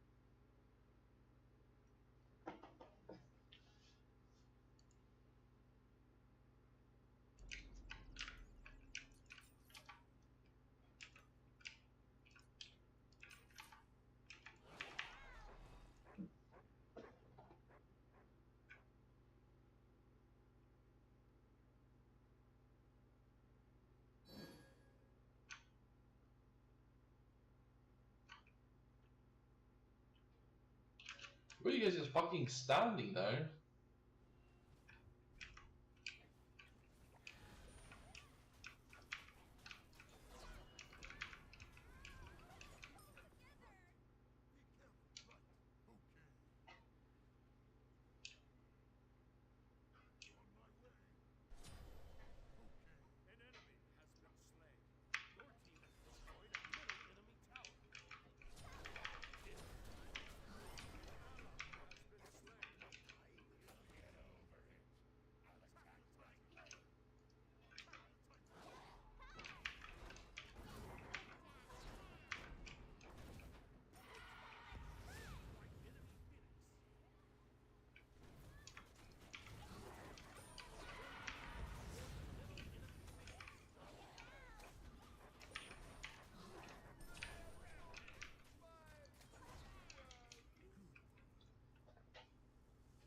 Let's see the damage numbers. I don't really want me to lose this game, so you can see what's lots of saucy things going on. Low life in kick shot. Doesn't look too fucking bad actually.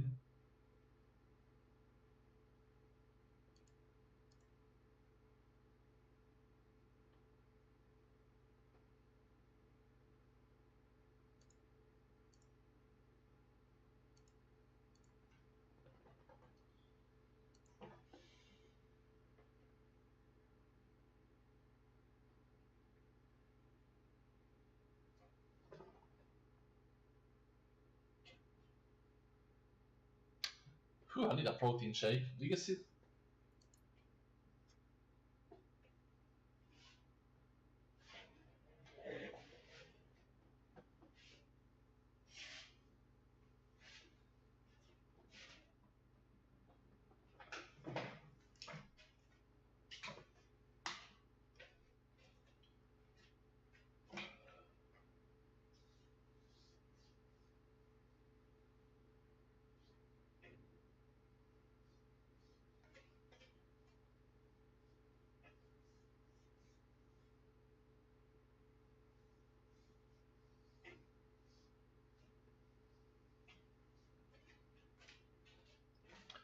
I started playing the book, right?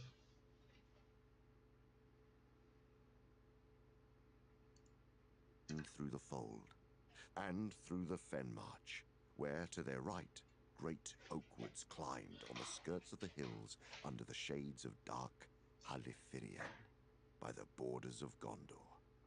But away to their left, the mists lay on the marshes, fed by the mouths of Entwash. And as they rode, rumor came of war in the north. Lone men, riding wild, brought word of foes assailing their east borders, of orc hosts marching in the wold of Rohan. "Ride on! Ride on!" cried Eomer. "Too late now to turn aside. The fens of Entwash must guard our flank. Haste now we need. Ride on!" And so King Theoden departed from his own realm, and mile by mile the long road wound away, and the Beacon Hills marched past Calenad, Minrimon, Erelas, Nardol. But their fires were quenched. All the lands were grey and still, and ever the shadow deepened before them, and hope waned in every heart. Chapter 4. The Siege of Gondor. Pippin was roused by Gandalf. You're Candles getting were long lit and eat in the their pear. chamber, for only a dim twilight came through the windows. The air was heavy, as with approaching thunder. "What's the time?" said Pippin, yawning. "Past the second hour," said Gandalf. "Time to get up and make yourself presentable. You are summoned to the Lord of the City to learn your new duties." "And will he provide breakfast?" "No, I have provided it. All that you will get till noon. Food is now doled out by order." Pippin looked ruefully at the small loaf and, he thought, very inadequate pat of butter which was set out for him beside a cup of thin milk. "Why did you bring me here?" he said. "You know quite well," said Gandalf. "To keep you out of mischief, and if you do not like being here, you can remember that you brought it on Give me a yourself." pear or fall into despair. Pippin said no more. Before long, he was walking with Gandalf once more down the cold corridor to the door of the Tower Hall. There, Denethor sat in a grey gloom, like an old patient spider, Pippin thought. He did not seem to have moved since the day before. He beckoned Gandalf to a seat, but Pippin was left for a while. I'm actually being a low life, standing trying unheeded. to Presently the old man change turned to him. smite ranked games into "Well, wins. Master Nonsense. Peregrine, I hope that you Scum of used the earth. yesterday to your profit Oh and shit. to your liking. Though I fear that the board is Just not you don't barer have in this city than 157 you IQ. wish. Pippin had an uncomfortable feeling that most of what he had said or done was somehow known to the lord of the city, and much was guessed of what he thought as well. He did not answer. What would you do in my service? I thought, sir, that you would tell me my duties. I will when I learn Oh, what you that are is fit for, cottage. said Denethor. But that I shall learn soonest, maybe, if I keep you beside me. The esquire of my chamber has begged leave to go to the out garrison, so you shall take his place for a while. You shall wait on me, bear errands, and talk to me if war and council leave me any leisure. Can you sing? Yes, said Pippin. Well, yes, well enough for my own people, but we have no songs fit for great halls and evil times, Lord. We seldom sing of anything more terrible than wind or rain. And most of my songs are about things that make us laugh, or about food and drink, of course. And why should such songs be unfit for my halls, or for such hours as these? We who have lived long under the shadow may surely listen to echoes from a land untroubled by it. Then we may feel that our vigil was not fruitless, though it may have been thankless. Pippin's heart sank. He did not relish the idea of singing any song of the Shire to the Lord of Minas Tirith. Certainly not the comic ones that he knew best. They were too, well, rustic for such an occasion. He was, however, spared the ordeal for the present.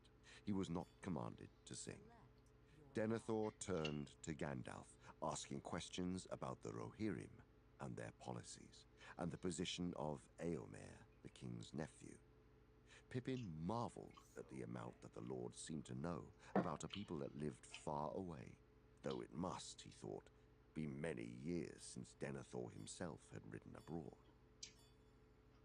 Presently Denethor waved to Pippin and dismissed him again for a while. Go to the armories of the citadel, he said, and get you there the livery and gear of the tower. It will be ready. It was commanded yesterday. Return when you are clad. It was as he said, and Pippin soon found himself arrayed in strange garments, all of black and silver. He had a small hauberk, its rings forged of steel, maybe, yet black as jet, and a high-crowned helm with small raven wings on either side, set with a silver star in the center of the circlet. Above the mail was a short surcoat of black, but broidered on the breast in silver with the token of the tree. His old clothes were folded and put away, but he was permitted to keep the grey cloak of Lorien, though not to wear it when on duty. He looked now, had he known it, verily Ernil I Ferianath, the prince of the halflings. That folk had called him, but he felt uncomfortable, and the gloom began to weigh on his spirits. It was dark and dim all day. From the sunless dawn until evening, the heavy shadow had deepened, and all hearts in the city were oppressed. Far above, a great cloud streamed slowly westward from the black land, devouring light, borne upon a wind of war. But below, the air was still and breathless, as if all the Vale of Anduin waited for the onset of a ruinous storm. About the 11th hour, released at last for a while from service, Pippin came out and went in search of food and drink to cheer his heavy heart and make his task of waiting more supportable. In the messes, he met Beregond again, who had just come from an errand over the Pelennor out to the guard towers upon the causeway. Together they strolled out to the walls, for Pippin felt imprisoned indoors and stifled even in the lofty citadel. Now they sat, side by side again, in the embrasure, looking eastward, where they had eaten and talked the day before. It was the sunset At least hour, not a stalker but the great criminal. pall had now stretched far into the west, and only as it sank at last into the sea did the sun escape to send out a brief farewell gleam before the night, even as Frodo saw it at the crossroads, touching the head of the fallen king. But to the fields of the Pelennor, Criminal in under cage the shot, hoping shadow to call of for the police. Mindolluin, there came no gleam. They were brown and drear. Already it seemed years to Pippin since he had sat there before in some half-forgotten time when he had still been a hobbit, a light-hearted wanderer On the touched details little meme, by the so I can perils remove he it. had passed You through. done something illegal, pinpointable. Now he was one.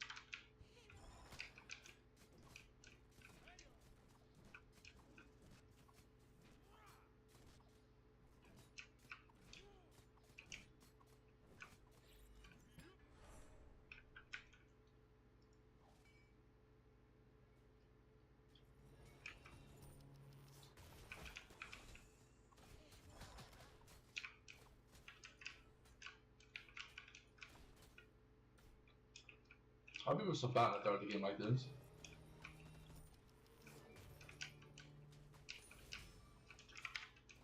Killing here, Seven.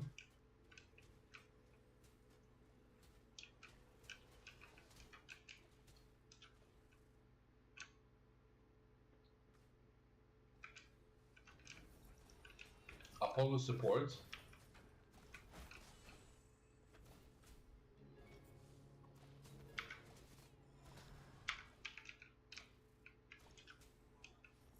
Maybe it's a free win.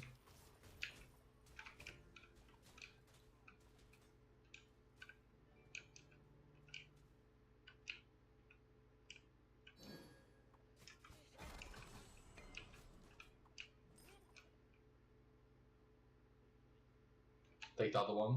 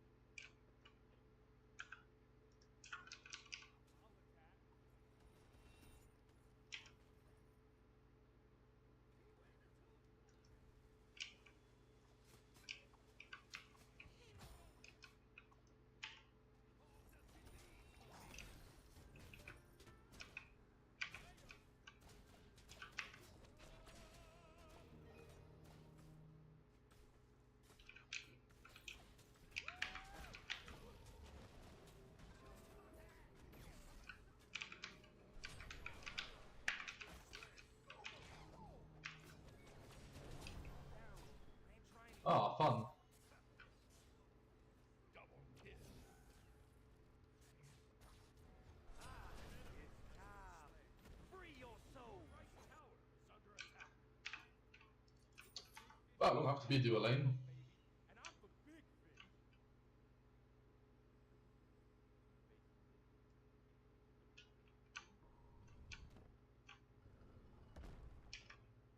ally has been slain.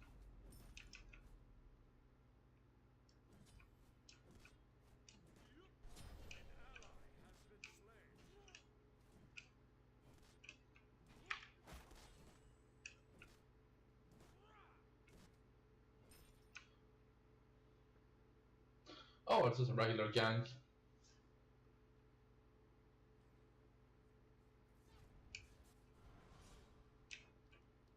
Your right tower is under attack. Your right tower is under attack. An enemy has been slain. The party's here. An enemy has been slain. Your right tower is under attack. An enemy has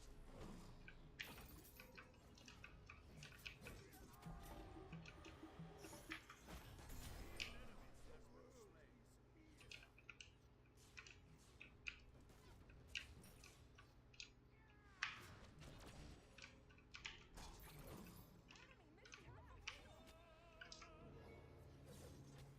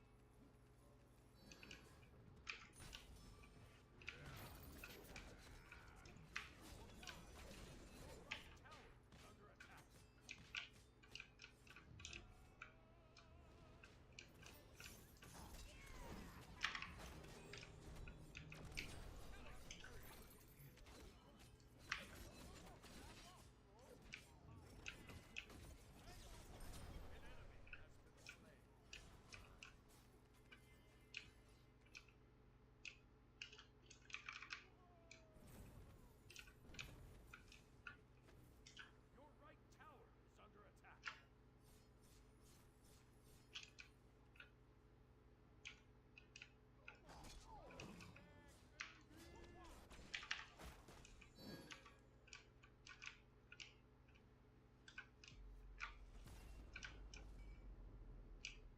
Your right tower has been destroyed. Your right tower is under attack.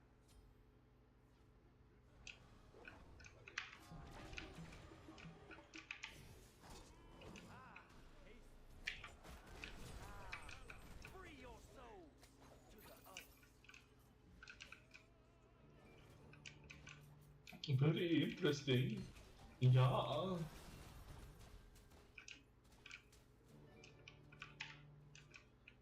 He is expecting some kind of tower. What the fuck?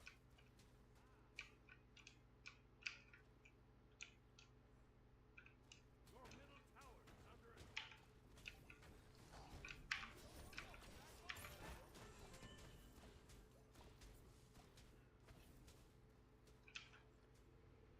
Your team has destroyed a right enemy tower.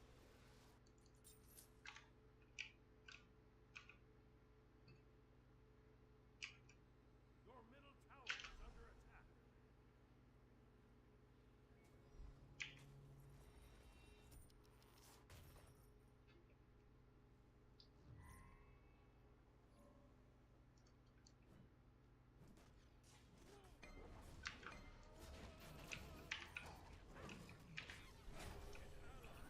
Stop staying with low HP.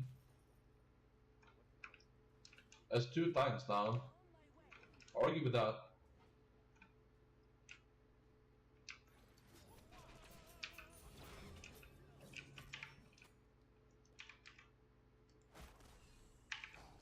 attack. Slain an enemy.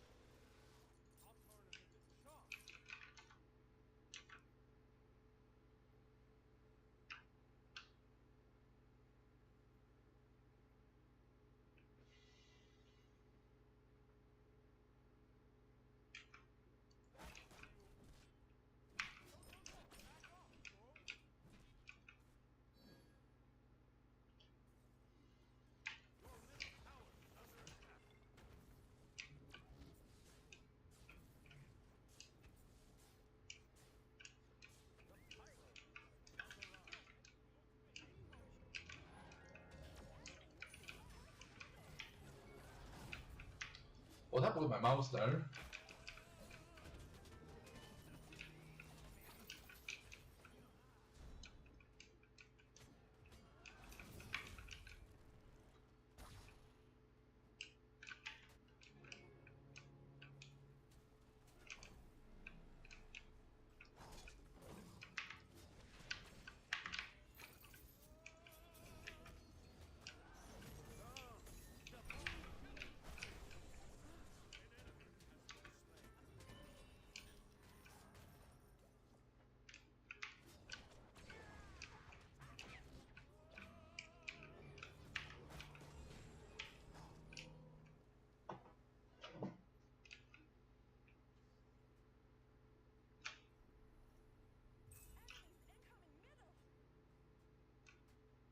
Okay, I'm gonna head back for right for a little bit.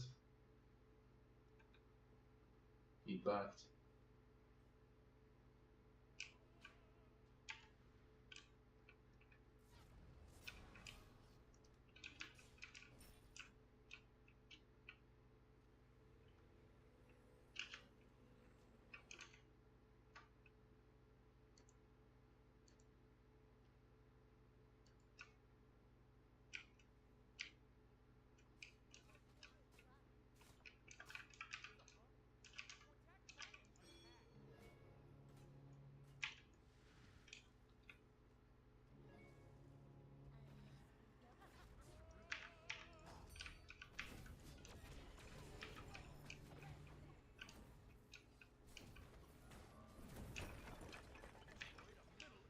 Weird attacks today.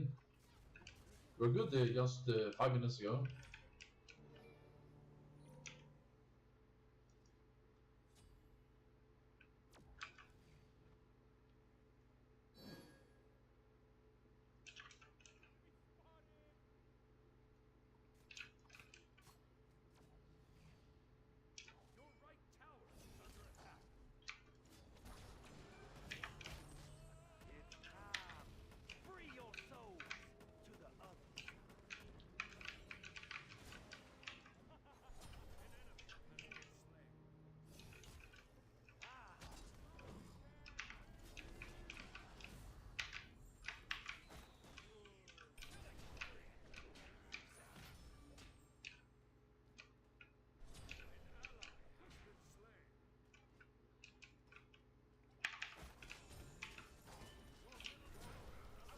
Wow, bro, caught my dash.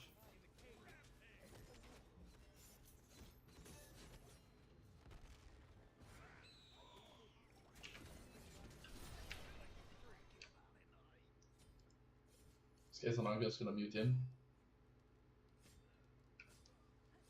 Punished for plugging somebody to the tower. I could save my life. Unbelievable.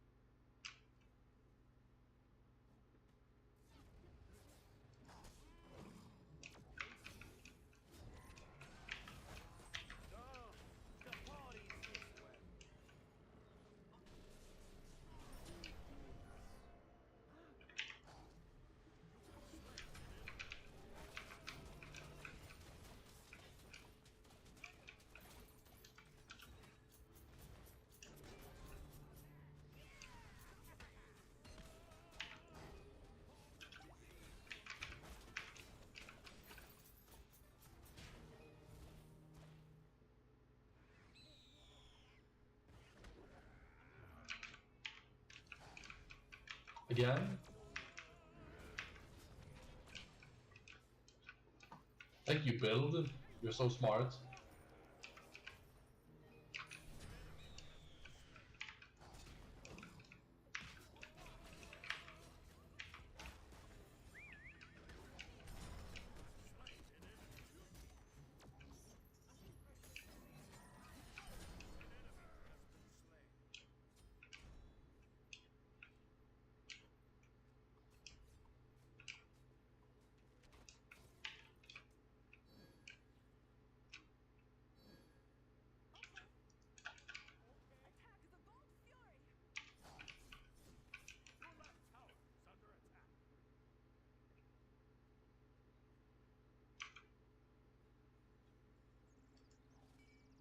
These ones win games.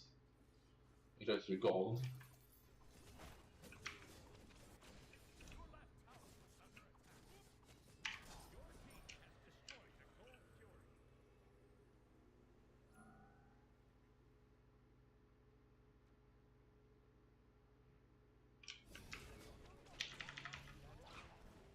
Whoops, I was walking 3 people.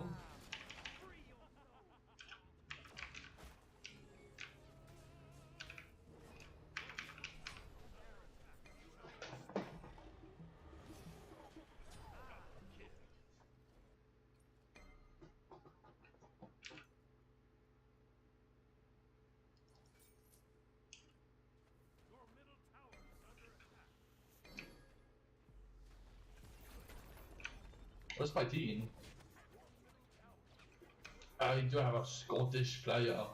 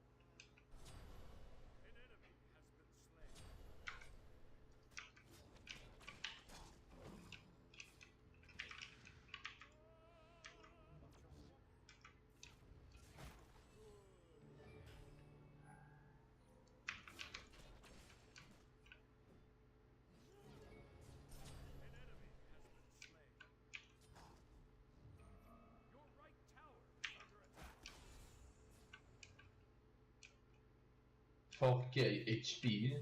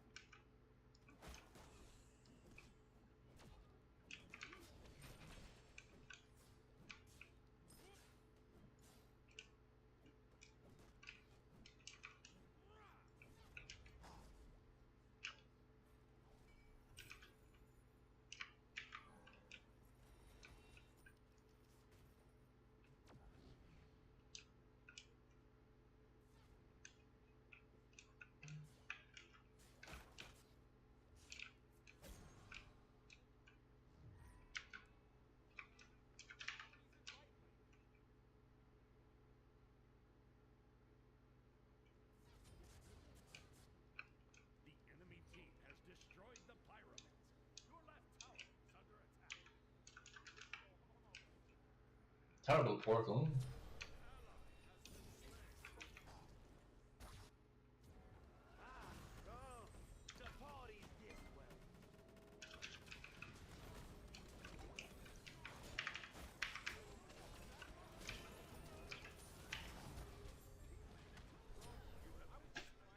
Where's my team?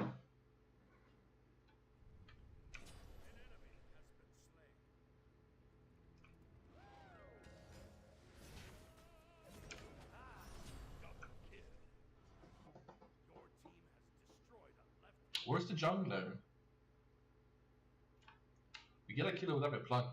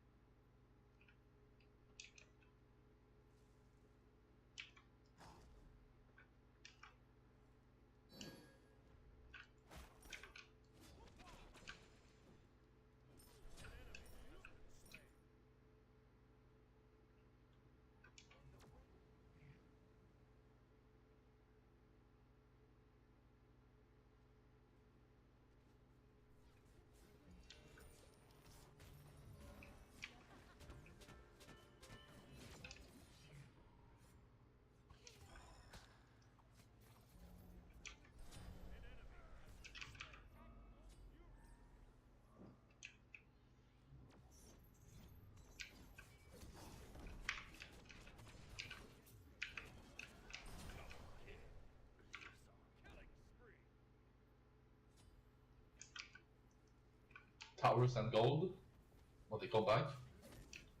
Respawn.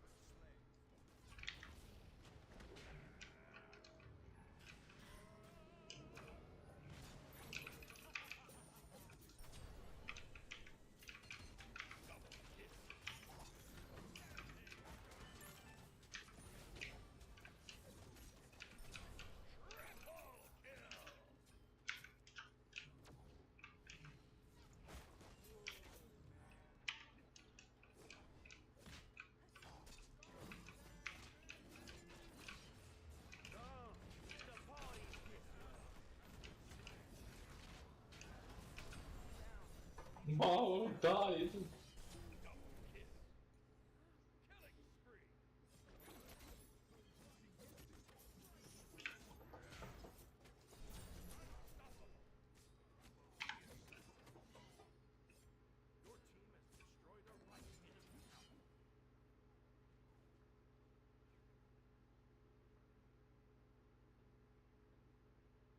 Yeah, you shouldn't ignore stats like this. 50% attack speed. You need that attack speed yourself. A support is not going to be good unless you're a support.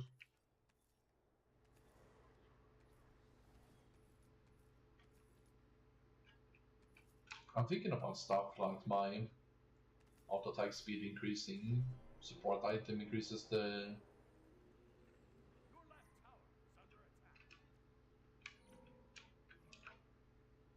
I can't speak. The combo from Tsukiyomi because it includes auto attacks. Very OP.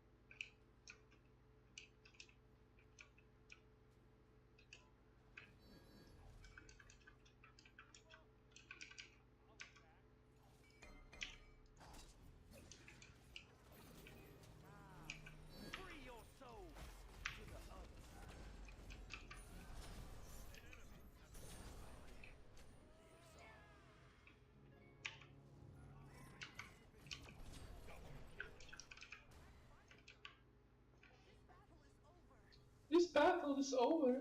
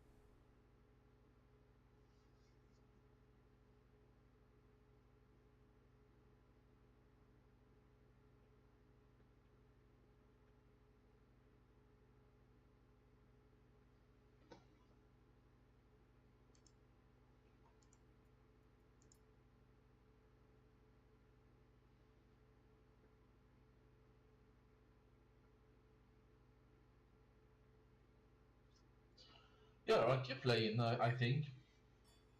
Not anything else to do. Switch on to another game eventually, but I feel like it has to be now. I'm fine and dandy.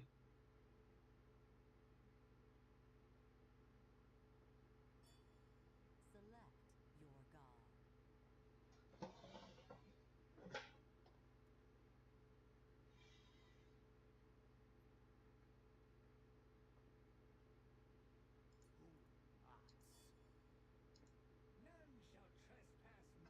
one small soldier in a city preparing for a great assault, clad in the proud but somber manner of the Tower of Guard. In some other time and place, Pippin might have been pleased with his new array, but he knew now that he was taking part in no play. He was in deadly earnest, the servant of a grim master in the greatest peril. The hauberk was burdensome, and the helm weighed upon his head. His cloak he had cast aside upon the seat. He turned his tired gaze away from the darkling fields below and yawned.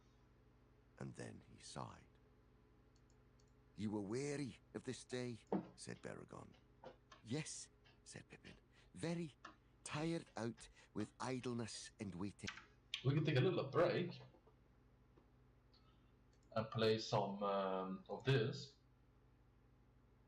Suit Tycoon. Which is category.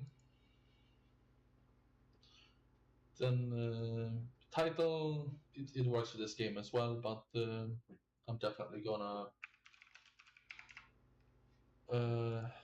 okay, chat's gonna be like, I'm gonna report if you don't change the title to Suit Tycoon or something. Okay.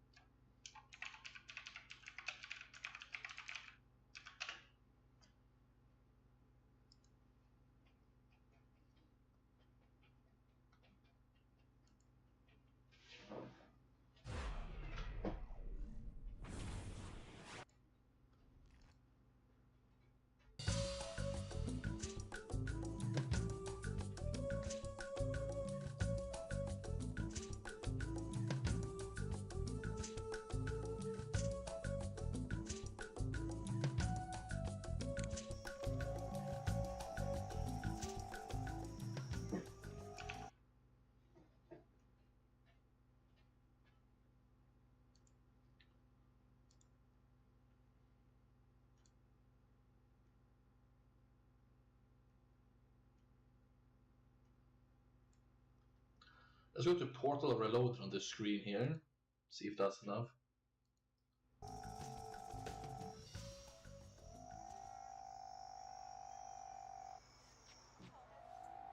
I'll adjust that one more time. If you're really performing your best in Smite, and if you're not fat, it's good to take breaks from ranked. But I do go for like 8-hour ranked grinds sometimes. And win, and enjoy it, and I'm feeling fine.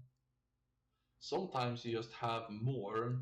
Maybe you feel like you have more resources and it's easier to grind, but you probably spend the same amount of energy. It feels easier, maybe you could say. Half of predecessor. Alright.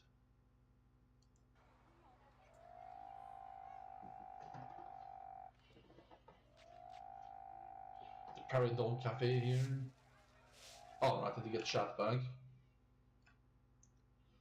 Yeah, sorry about that. Enjoy this amazing suit. Well, you make a suit. The difficult thing is trying to profit, you know?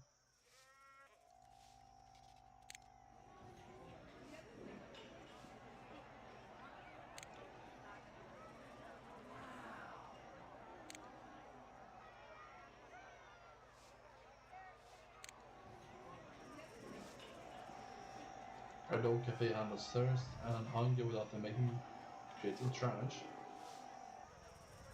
It's profiting immensely. Got some Japanese goat serums.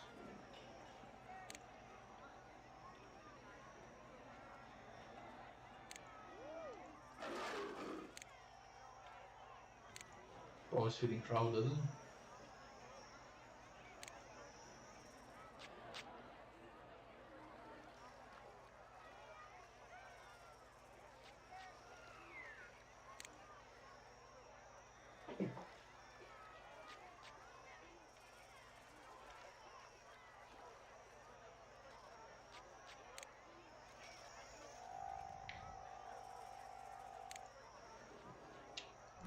Let's try a snack machine, one of those.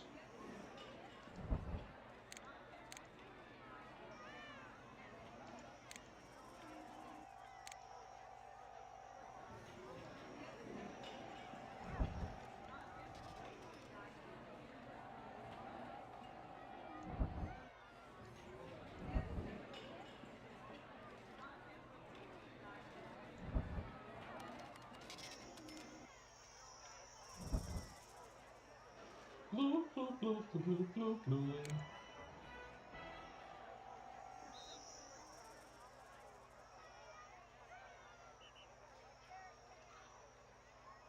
Let's play some pretty music to this. Sorry, YouTube stream. It's gonna be done on the YouTube stream then.